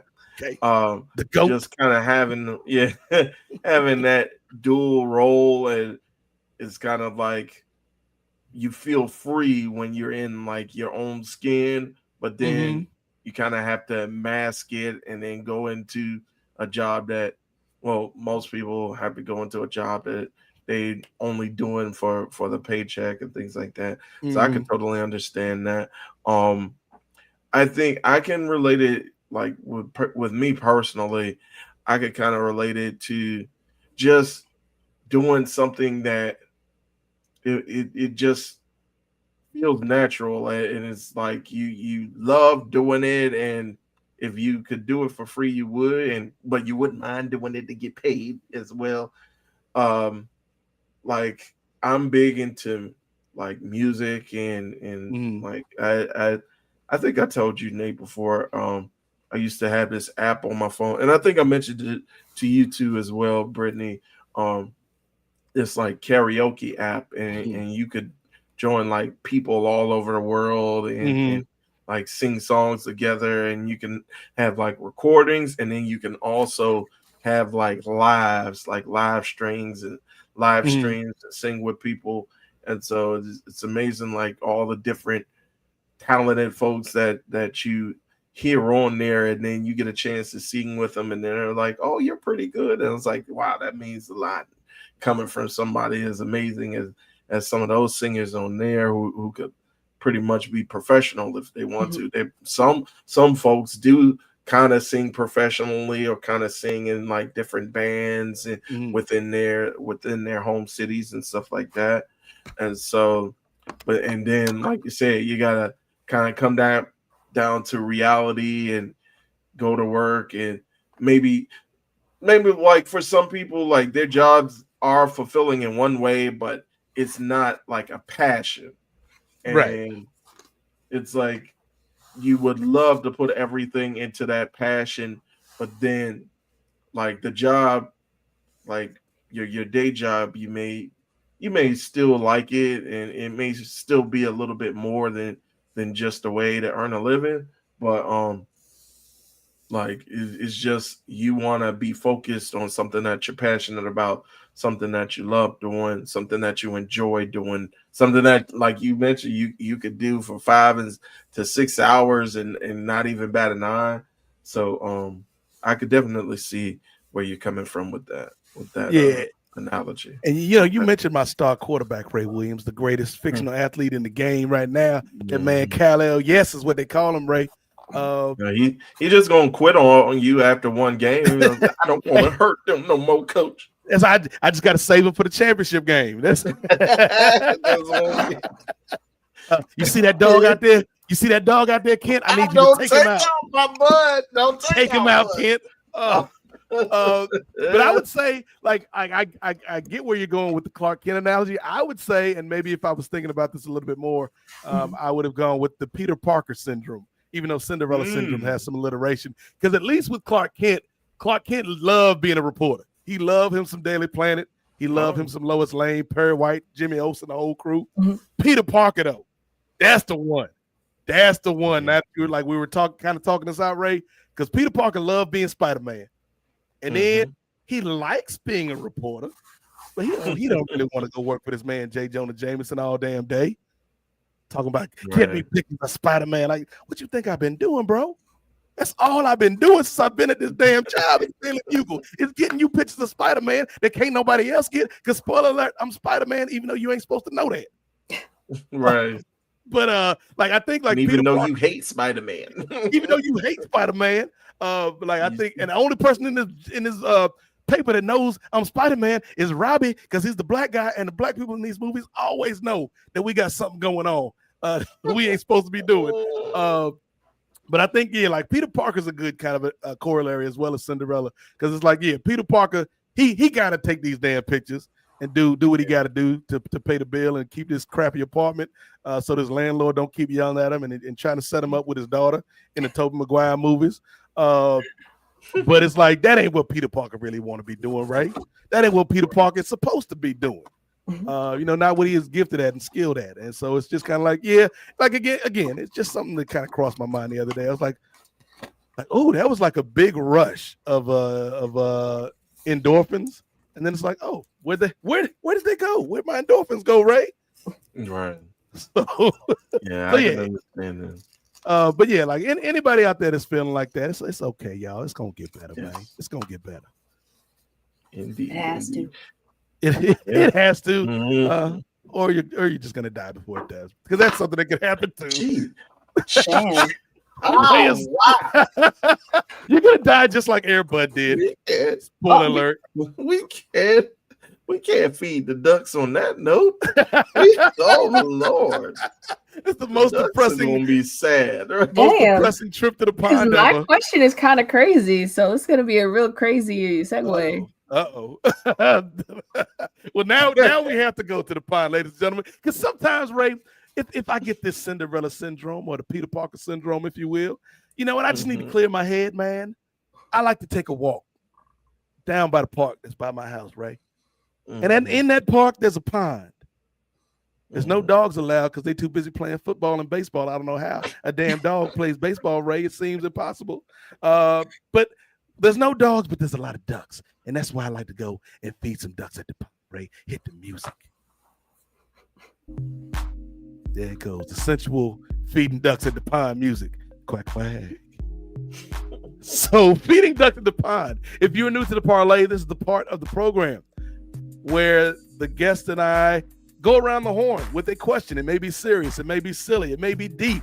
It may be random as hell. I don't know what Brittany is cooking up this month, but we're going to go around the horn and ask some questions and figure out what we going to do while we feed these ducks on the pond. And Brittany Monet, since you have intrigued the audience, I'll allow you to go first, my friend. What is your question? I feel like this is a mix of silly and kind of serious if we were actually living in this like world of this happening. But if you were chosen as a tribute in the Hunger Games, do you think you would win? And would Ray you Williams? want to win, thinking of everything you have to do to, like, you know, obviously win?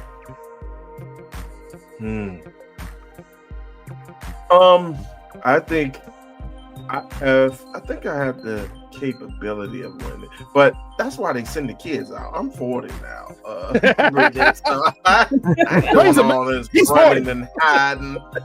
running and hiding and jumping, Bridget.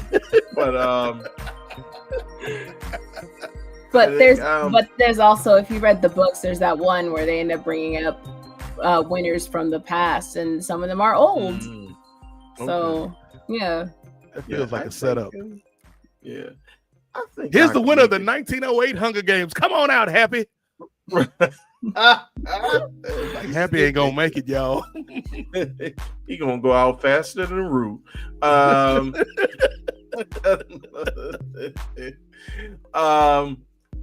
think I'm gonna make it in like the final four. Okay, that's not bad. I think I can make some alliances and kind of be like, hey, we stick together, and then like they do in like Royal Rumbles and stuff. It's like we stick together, and then we could make it together, and then we'll just battle it out amongst ourselves. So yeah, I think I got a little bit of combat skill. I'll probably have to pick up like some weapons training, because you never know, especially in the world we living in today. That might not be too far off. So but yeah, I think I'll make a pretty decent showing. First of all, Ray, I'm gonna push back on your answer, sir. I'm not doubting your confidence and your abilities, but here's the thing, Brittany. Ray would lose immediately. Not due to his age. He's a man. He's 40. But Ray would lose because he's too busy trying to holler at what's old girl? Is it Effie? Don't do that. Is it Effie Trinket? Yes. That's what's her name? Old girl from Pitch Perfect, right? That's her. Yes. Elizabeth? Yes. Yeah, Ray would be Elizabeth too busy like, hey girl, may the odds be in your favor too. Ray's been eliminated. He wasn't paying attention. Right. Keep right on the ball, Ray. Nah. Trying to holler at Effie. But here's the thing, much along the lines of Ray, like if we just talking from a physical standpoint, like at this point of the game, me and Brittany had a conversation about Megan Nees the other day. At this point of the game, from a physical standpoint, now I'm not going to be in that top 4, Ray. But from a mental standpoint, the largest muscle in your body is between your ears. That's not a fact. It's actually your gluteus maximus. That's the largest muscle in the human body. Well, you learned something this week, folks.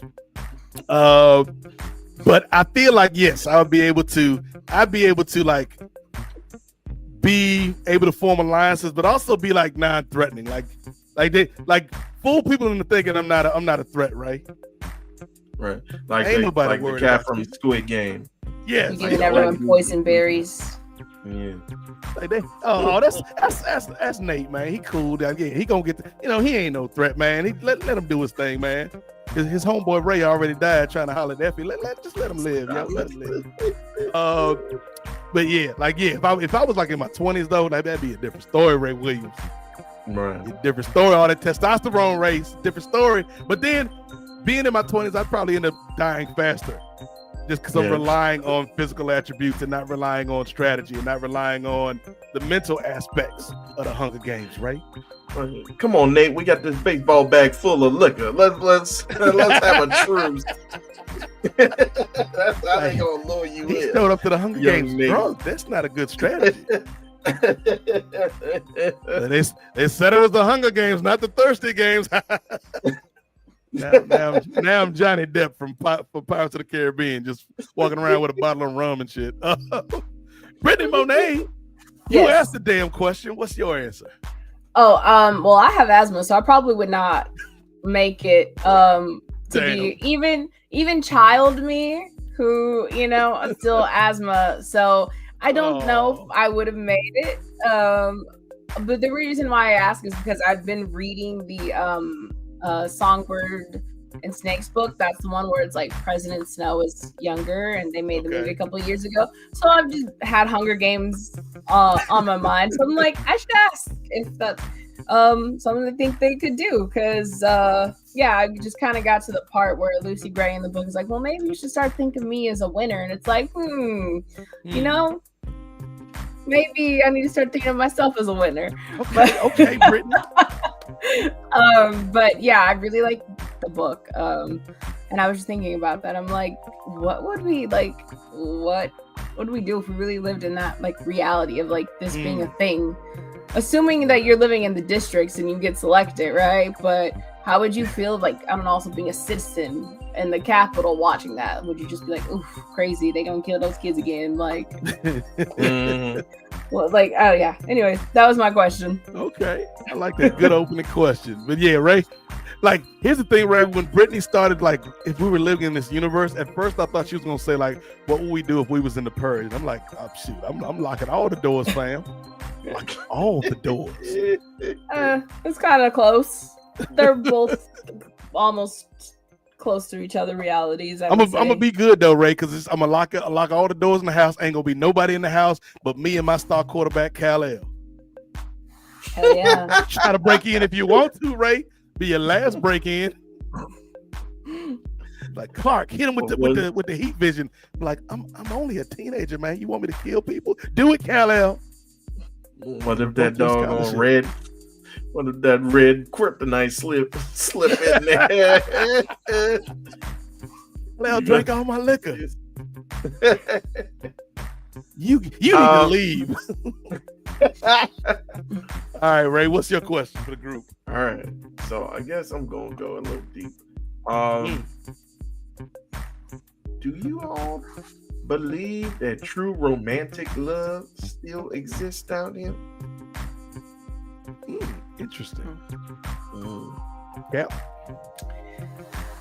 I feel like it does, but I also feel like so many of us are bogged down by capitalism and other things going on in the world that now I think it has really become more in our minds. It always was technically a business deal because back in the day, but I feel like even more now it's something that you think about because of the state of like finances and stuff like that. But yeah, I don't know. It's such a I think that there is possibility for true like romance to happen.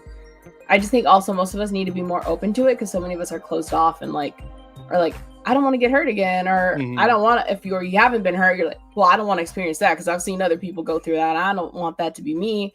Some people have all these like walls up and guards up, and some of the rules that people make up are also kind of like stupid.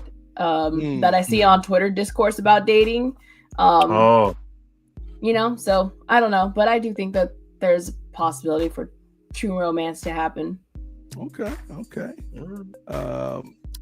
Ray, like Brittany said, like a lot of relationships and love, you know, if you want to frame it in that way, can be transactional. If this was back in the day, Ray, though, I think you go for at least 3 goats, brother. At least 3 goats from some village, Ray. Don't stay yourself short, my man. Maybe even a cow or 2, Ray. I appreciate the confidence, Milder. Appreciate that. Here's the thing, Ray. I would say I do not believe in the ideas of like true romance. I think that is a construct. Now, what I will say, Ray, is that I do believe in true love, and I think those are 2 different things. Because I feel like romance is the idea of love. Whereas, as Chris Rock once said, when you're really in love, you got to love the crust of a motherfucker.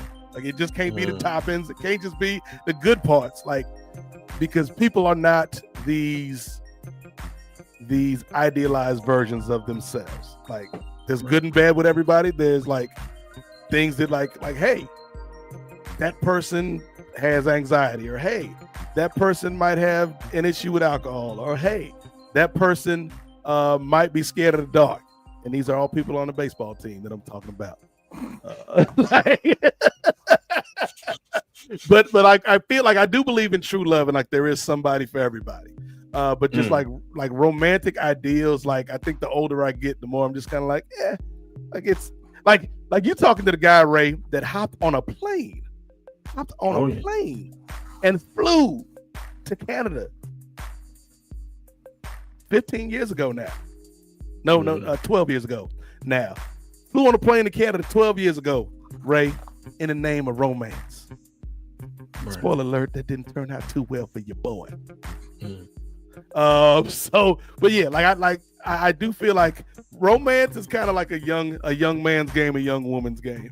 Because you can make mistakes, and that's the time to make mistakes, Ray, when you're young. Right. You know, you can't be 57 years old making mistakes though like that. Like, come on, my boy. Come on, Jasper. You're too grown to be making mistakes like that, Jasper. That's the oldest name I can think of is Jasper. It made me think of Twilight. Did y'all hear about Jasper? He out here tricking at the club. But no, like I say, I don't believe in true romance, Ray, because I think it's just a construct. But like true love, yes, I am a romantic in that sense that I do believe in true love. Ray, you asked the damn question. Go ahead and answer it. Talk about your true romance with Effie. All right. So here's the thing: if we had another producer right now, like besides you and besides Jay, kind of part time, I would totally by the end of the show want them to like Photoshop like you and Effie like on a date to Mr. Childs or something. It'd be hilarious. I tend to think, and I only made like the distinction. I only mentioned romance because, or romantic because, there's different forms of love, like like paternal and like brotherly love and stuff like that. So I wanted to specifically focus on like romantic love. I believe there is, but I think a lot of people are confused and they mistake a lot of things for like actual true love. Like they mistake lust and being attracted to appearance, or they mistake, oh well, I'm just with this person because I don't want to be alone, and you see a lot of that.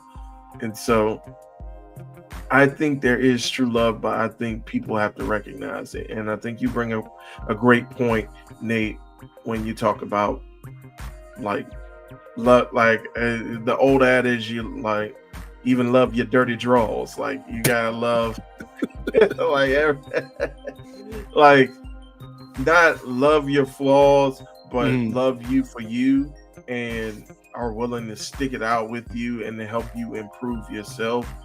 And I think just showing the willingness for that already shows that you're capable of trying to find true love. And yeah, I think it is possible, but I think it takes a lot of work that people don't realize it does. That's why you do see like marriages, like, well, I guess is the rate, is like the divorce rate still around like 50-55%, because people don't actually like understand the work that it takes. And I mean, it also takes liking, not just loving the person and their appearance and wanting to be with them, but also like liking the person and getting along and having chemistry with the person, even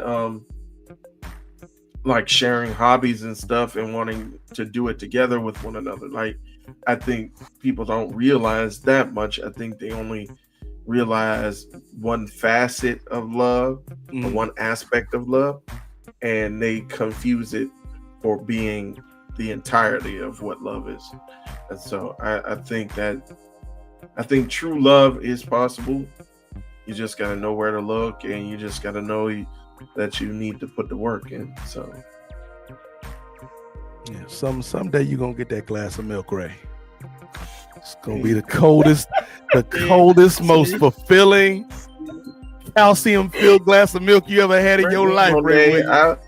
Brittany Monet, I was just vulnerable. I'm pouring my heart and soul out.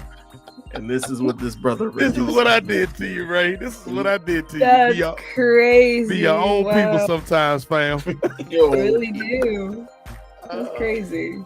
Ray is like, I'll never open up to y'all again. That's what y'all do. Is this love? No. Good question, though, Ray. I done talk about my daddy on this show. I done talk about love, finding true love, and just get smacked in the face. Damn. So this is where we need Steve Willie and TDT Talk to come in. I do tarot reads for friends if you do want a love read. Sorry, viewers and listeners, I don't do reads for other people, only friends, because I don't charge. So okay, that'll be interesting. If you ever want one, all right. It's like, what card is this? I'll let you know. I don't know. It's the seventh sun and a pint of milk in Mercury's Mercury's in the microwave again. No, it's not. Brittany's like, it is, none of that is accurate. I do have Edgar Allan Poe tarot cards. Oh, it's all blurry on here. Oh, but wow. I have Edgar Allan Poe. That's perfect for Ray, because Ray's near Baltimore. That is perfect. But I also have regular ones. We don't have to do the Edgar Allan Poe ones. As long as you ain't got a Ouija board, we don't mess with that, Brittany Monet. No, don't mess with the Ouija board. Unless you're Matt Ryan, y'all. Yes. I'm Constantine, y'all. So, speaking of Constantine, thank you for the segue, Brittany Monet. So, this is a bit of a silly topic, but a silly question. But let's say next year, because Chris says, as he often says, this is our level up year here in the Fairy. So let's say next year we really take off and we get to talk to all sorts of different people from various walks of life. And one of the people that we get to talk to is Matt Ryan, TV's Constantine, Brittany. And Matt Ryan just becomes friends with all of us in real life. And he's like, one night he's like, you know what? I want to do something special for you all that I've never done before. And we all are at a dinner party, Ray. I don't know how we coordinated this with everybody on the network, but we all at a dinner party at Matt Ryan's house. And he's like, I want to let you in on the secret. I'm really Constantine, y'all. And we're like, what? And he's like, yes. All of those special effects you thought were on the TV, it was actually me. I'm really Constantine in real life. And I can bring back anybody from the dead for you to have a conversation with. So we at this dinner party, Ray, And Matt Ryan as Constantine, y'all, will allow us to have a conversation with anybody that is no longer with us. Could be anybody in history. Maybe somebody close to you in real life, maybe somebody that you admired. Who would you choose to have Matt Ryan Constantine, y'all, bring to the dinner party so that we could talk to them? Ray, go first. Oh, wow. Man, I mean, I could go with like the obvious answer, like Jesus Christ. Be like, is this really all this cracked up to be? Are we? Like, wait a minute, Jesus, you're not white? What? I've been lied to. I've been lied to my whole life. They said you look like John Stockton in that Passion of the Christ movie. John Stockton. Why does Jesus look like a point guard from the 90s, Mel Gibson? Why? About to pass on this body, I'm John Stockton. That's what he said at the first communion. It's in the Bible. We're doing religious humor, y'all. Let me stop. Yeah, I don't know, man. I think like the obvious ones, maybe like Martin Luther King or something. I don't know, man. Let me MLK at the dinner party would be fascinating. All right, let me see. Oh, you know what? I was kind of, now that I'm having a little bit of time to kind of delve over it and kind of think past like my first thoughts are like not superficial, but just like easy, like go-tos. I'm kind of thinking, because I did at one point in my life, I was doing like stand-up comedy and stuff. Okay. And so I would think I would either, well, there's a lot of dead comics out there. I think I would go with, you know what? I think I would go with Chris Farley. Oh, wow. I thought you was going to go Bernie Mac or Richard Pryor. So did I. I would love like Richard Pryor. I think he would give me some knowledge and stuff. And I, like Bernie Mac is like one of my top comedians, or like comedic. I don't know what's wrong with you, Ray Williams. You had all the comics in the world you could have chose, but you chose Chris Farley instead of me. I'm gonna beat your head to the white meat shows, Ray Williams. I ain't scared of you motherfuckers. But I think I choose Chris Farley because I think he let his vices kind of get the best of him, and I just want to know, like, how is it that you kind of let this get ahead of you, and it's like you had all the potential in the world. It's like you were blowing up, literally and figuratively, and you had like the examples of like people that were in your exact same spot that died, like John Belushi. Like you could look straight to John Belushi and be like, I don't want to go that route, but ended up on that same route. That's a good pick, Ray. Yeah. So I think I'll stick with Chris Farley. Somebody, I'll let it slide this time, Ray Williams. I'm on my bitch. I ain't scared of you, Ray Williams. Nah. Hopefully, when I get to heaven, if I see you up there, Bernie, then we can have a chat together. Him downstairs. That's where you're going, Ray Williams. Him downstairs. I'm on my bitch. Brittany Monet, who are you gonna have Matt Ryan Constantine, y'all, bring to the dinner party?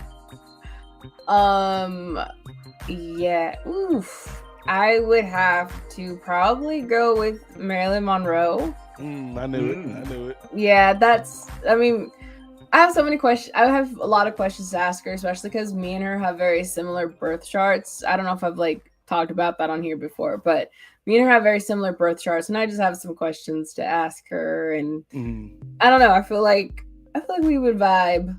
Fellow Gemini, suns, and all of we have a lot of other similar placements besides our sun placement. So I just feel like she would be a good person for me to connect with. Probably her. And if it was maybe like a more sentimental like person, would probably be my papu. So yeah. Okay, good answer, Mhm. Britt. I asked the damn question, so I think, obvious answers aside, like I'm putting aside, like my grandmothers who are no longer with us, my grandfathers who are no longer with us. My homie Leon, who we lost 3 years ago during COVID, or Jesus, because I feel like Matt Ryan would try to get Jesus on the line, and Jesus would be like, "Come on, man. Yeah, I got most stuff to do, man. Yeah, I'm busy, man. I don't eat dinner. I don't eat. Like, why y'all keep making me look like John Stockton? I did not play point guard for the Utah Jazz in the 1990s. How many stocks do I really have in stock? 1, 2, 3, 4, 5 plus 5.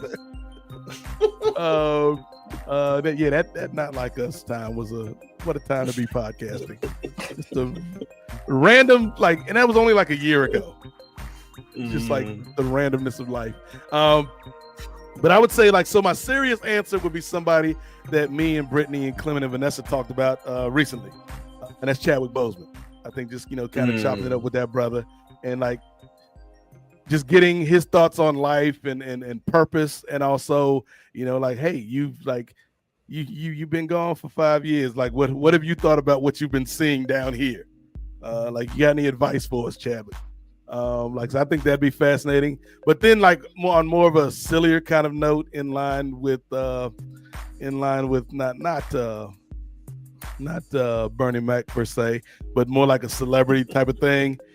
Because this is somebody that I like. I'm gonna be real with you. I like a couple of his songs, but I ain't really no big fan. But at one point in time, he was literally the most famous human being on the planet, and that's Elvis on these streets. Oh yeah. Just be like, just tell me about your life, Elvis. Let me tell you something, little brother. King of the wildlife. Let me tell you, you got another peanut butter and jelly. What'd you say, Britt? Oh, I was joking, saying he was still alive because someone said that they thought they saw which pretty much would be an older him somewhere, and I'm like, that's why I made the joke. He's still I've been alive. hanging out with Tupac and Biggie Smalls. You know what I'm saying, Yeah. little mama? I feel like my Elvis impression is just like Johnny Bravo. Yes, it is. But Johnny Bravo is definitely a play on Elvis. Yes. Yeah. You know what I'm saying? I made a cartoon of me. I didn't look anything like it, Ray Williams. You know what I'm saying? I think my Elvis kind of slipped into Bernie Mac a little bit there. That's what I was saying too. 1,000 voices with just one voice. I'm gonna tell you something, Ray Williams. I'm gonna bust your head to the white meat shows. You know what I'm saying? I'm Elvis Presley, y'all. It has everything to do with us. It's Austin Butler, Elvis. Oh Thank yeah, you. that's right. They did make that Elvis movie last year. Which I think he looks the best as Elvis. When he's blonde, I don't like him. Mm-hmm. Not that he would like me, but I don't know what it is about him when he's blonde. I'm just like, it doesn't do it for me. I'll be like, Elvis, how do you feel about stealing all that music from black folks? I mean, it's what they did at the time, little brother. I'm sorry about that, man. I'd give you some reparations if I could, but I died that one time after I ate that peanut butter and banana sandwich. Mm-hmm. I'm Elvis, y'all. Watch out there, Ray Williams. Look, it is just Johnny Bravo. I thought your question was going to be something else. I thought you were going to say if our podcast launched enough and we could pick our own guest who we would do an episode with, who would it be? Okay. And I was like, ooh, I'm so excited for this. Well, who would bonus question? Oh. Who would your guest be, Brittany Monet? Obviously, my fellow biracial Gemini, Pete Wentz of Fallout Boy. Okay. Yeah. Ray Williams, what glass of milk would you invite to the show? Oh well, I'm gonna switch it around on you. Uh-oh. And go with the chocolate milk that I've always adored. Okay. Chene Aguma cake. It always comes back to the Aguma sisters. Of course. Okay. So, and she falls in line we've been doing stuff on WNBA, and that's one that's actually not that Pete Wentz isn't something that could actually happen. Obviously, if we got big enough, it could happen. But I think Chene is something that is reasonably realistic. Yeah. Like reasonably, because we do talk a lot of WNBA. Yeah, I think you just gotta be more out here. Like just keep putting the work in. But I think we can eventually get there. And maybe who knows, maybe get like the whole the ESPN women's basketball Drea crew, like Andrea and Elle Duncan. Yeah. I do love me some Elle Duncan. Yeah, she's hilarious. But yeah, like if we do score that interview, Ray, you can't be up here just being all awkward on the podcast, sir. I won't. I'll tone down my thirst to 2 out of 10. I'll be professional. Speaking of mild thirst, I think obviously this doesn't have anything to do with the thirst. I just love this player. Like she a dog. She more of a dog than Air Bud and Kal-El no. Diana Taurasi, that's my GOAT, the greatest female basketball player of all time, not named Cheryl Miller. That's who I would want to talk to. But if we're getting back to the thirsty side of things, and again, this is somebody, and then we've talked about this person for a bit, but I don't know what it is with her, because she's not my type normally, but I think it's just I love her choices in terms of what she does as an actress, and I think she's weird. There's no think about it. She's weird, but I think it's like the good kind of weird, not the Kanye kind of weird, or the Baca kind of weird. He's got a weird case, Ray. Why is he around? Never forget. Why is he around? Certified lover boy. Certified pedophile. But no, Parker Posey. I just think she's she's a fascinating person. She's just weird in a good way. And it's I just want to talk to Parker Posey for an hour. Just so what was it like on the set of Blade Trinity with Wesley Snipes believing he was really Blade the whole time? Because that's something that actually happened in real life. Wesley Snipes did not get out of character once during the filming of Blade Trinity, which is wild. He was method acting. He would leave on a car commercial. What? Parker Posey? She's in some car commercial. I just saw it. Was it yesterday? Oh. And I was like, Parker Posey, and it made me think of you. Because anytime I mention Josie and the Pussycats, you're always like, Parker Posey. Yeah, I do love me some Parker Posey, but that's random. Again, that's a random choice. Parker Posey doing car commercials. You ain't no car commercial type of celebrity, Parker Posey. Right. I can't remember what car it was, but it was definitely an SUV type looking car. It's just random. But yeah, during the filming of Blade Trinity, Wesley Snipes was mad because, rightfully so, he thought they were trying to steal his movie and give it to Ryan Reynolds and Jessica. Was it Jessica Biel? Yeah. Yeah, I think he thought they were trying to give the movie to them, and so he stayed in character the whole time and left post-it notes for the director, signed Blade. And I think Parker said he was high the whole time too, which tracks. If I was high the whole time making a vampire movie, at some point I'm gonna think I'm a vampire, Brittany. It's I wish I could be a real vampire. Stay off the weed. But Blade Trinity that's another movie we'll watch one of these days. Added to the list of movies we'll never watch, but we say we will. But yeah. So, again, that was a bonus question. We just gave y'all a bonus question because that's what we do when we, getting over this Cinderella syndrome, Ray. When we kind of shake off them blues, we go to the pond, we feed these damn ducks. Cut the music abruptly. It's always the abrupt cutoff that makes me laugh, Ray. But yes. Another one in the books, ladies and gentlemen. Another fine episode of The Parley presented by the Nefarious Media Network. Let's go around the horn one last time. Get some plugs, get some shout-outs from the team here this week. First off, Brittany Monet. First in our hearts, but also first out in the Hunger Games because she got asthma. Brittany Monet. Anything you want to promote, my friend? Anything you want to share? The time is now. I don't have anything new really going on. I wish I could share something awesome. Sorry, guys. I just kind of show up here and I have no announcements yet. Okay.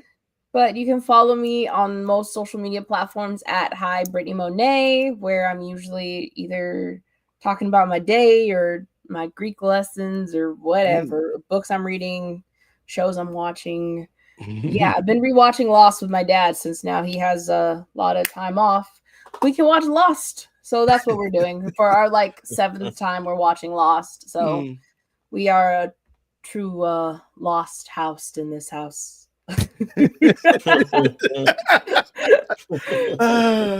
Are you still doing the thing that you can't talk about yet, Brittany Monet? As I know of, I have finished all my bits of it, so I just have to wait for there to actually be an announcement. Okay. Which that might really change things, which I'm hoping it propels me into a more cool space of things, which I can't wait to talk about it. So yeah. You don't even know what she got going, Ray. You don't even know. I wish her the best on it. You don't even know. You. Oh, okay, Ray, I'm gonna spoil it. I said I wouldn't, Brittany, but so Brittany Monet is currently in the running to be cast in the next Air Bud movie. It's gonna be a movie. It's gonna be a movie, right, about Air Bud's wife, right, Air Budina, and she's gonna be playing baseball, Ray. It's gonna be called Air Budina. This bitch can pitch. Jeez. We're gonna get a cease and desist letter from whoever does Air Bud. The Air Bud people aren't gonna be happy about that joke. They're gonna be like, "No, you're selling the good name of the Air Bud universe." You had the nerve to poo-poo 7th inning fetch for that. No. I mean, 7th inning fetch. This bitch can pitch. It's 6 1/2 dozen the other, right? Air Budina. Yeah, I'm so happy for you, Brittany Monet. I think you're gonna kill it, man. I can't wait till it comes out. Streaming, digital, directed DVD. Somewhere. Starring Brittany Monet, Kadeem Hardison, and a dog. Kadeem Hardison is gonna be the coach on the other side. This dog can't play. Special appearance by Scott Bakula. Scott Bakula is going to show up. There's no rule in the playbook that says a dog can't pitch. Like, oh, Scott Bakula, you've done it again. Speaking of done it again, Ray Williams. Anything you would like to promote, my friend? The time is now. Well, of course, as always, continue to support us here at Nefarious Media on all of our social media networks or mediums. Whether it be right here on YouTube or Facebook, Twitter /X, Instagram. I'm trying to help to put out some more content on those, like shorts and things of that nature. So please continue to support us there. You can follow me personally at on Instagram at MondoDondo1 and on both Twitter and Blue Sky at Two-Way Ray. Okay. What shirt you got on this week, Ray Williams? Oh, that's just old school Avengers. Mm-hmm. Okay. Wolverine. Oh, Captain America, Wolverine, Cap. Wolverine, Spider-Man, and Iron Man. So. Okay. All right. Give me pictures of Spider-Man, Ray Williams. So for me, obviously, you can check me out here at the Nefarious Media Network. Follow us on all of our socials. Follow us on Twitter, Facebook, Threads, Blue Sky, and IG. The IG is really kind of popping right now. We're putting a little bit more love on the IG. So, we'd appreciate it if you followed us on those platforms. The TikTok, sooner or later, will be reactivated. And we'll have some stuff up on the TikToks, particularly Ray being petty about these Dallas Cowboys. You know what, Ray? I think actually, they say Lizzo once said, if you a hater, that really just means you're like the biggest fan or something. Because you spend all your time hating. I think you actually may be the biggest Cowboys fan on the show, right? No. Go to Ray's closet. He got a Dak Prescott jersey and a Jerry Jones autograph picture. Definitely not no Jerry Jones picture. No, only the one with him at the doggone Little Rock 9. Yeah, would you sign this for me? Huh? Sign this picture for me, would you? It was a different time, Ray Williams. They wouldn't let us sit with the colored folks, Ray. But I'm glad now. I went from not being able to eat lunch with the coloreds to now I got a whole team full of coloreds. That's called progress, Ray Williams. All right. Stop using the term colors, Jerry. Right. I mean, it's progress, Ray. It's progress. we sang the colored people's national anthem at the game last year, Ray. It's progress. Like Jerry, you can't keep saying that word, Jerry. But while you're subscribing to all of our socials, subscribe to YouTube. If you're watching this video now or in the future on YouTube, subscribe because we are, Ray, in the midst of the drive for 500 YouTube subscribers, which gets us halfway to monetization, and 500 patrons, which would go a long ways towards improving the quality of our shows, getting a full-time producer and social media manager in on the team, giving Ray a little bit of help, and also doing some stuff to spruce up the Patreon itself, which we are in the midst of right now, where, again, we've got new tiers on the Patreon, a $3 tier, a $5 tier, a $9.99 tier, and the $40 tier if you want to be part of the What You Got on My 40 Homie level supporters for the Nefarious Media Network. And again, we do appreciate everybody that takes the time and money to support us on this. And Ray and I are working because one of the perks of signing up at any of the levels is that you get shout outs on these shows. So we are working to compile the list. And maybe by the time we get to our next episode, we'll have that list out so we can recognize you and make you feel seen and heard and appreciated. But yeah, what'd you say? What are you going to say, Ray? No, I was saying indeed. Just co-signing. That's okay, just co-signing. Okay, I see you, Ray Williams. All right, so that's gonna do it for another episode of the Parlay. Again, this is fun. We had a lot of great conversations. Brittany Monet came off the top rope with some of her sports picks. This man Ray Williams out here just being egregious, but also showing us the real Ray, showing us some things that he got going on in his life that was brought on by the Gridiron Gang. I talked about the Cinderella syndrome, and then we ended it up with a nice trip to the pond to feed them damn ducks. So we're going to do it again in the very near future with another episode of the Parlay. But until then, shout out to Ray Williams. Shout out to Brittany Monet for coming through. And shout out to you for checking us out this evening or in the future to either the audio or the video version.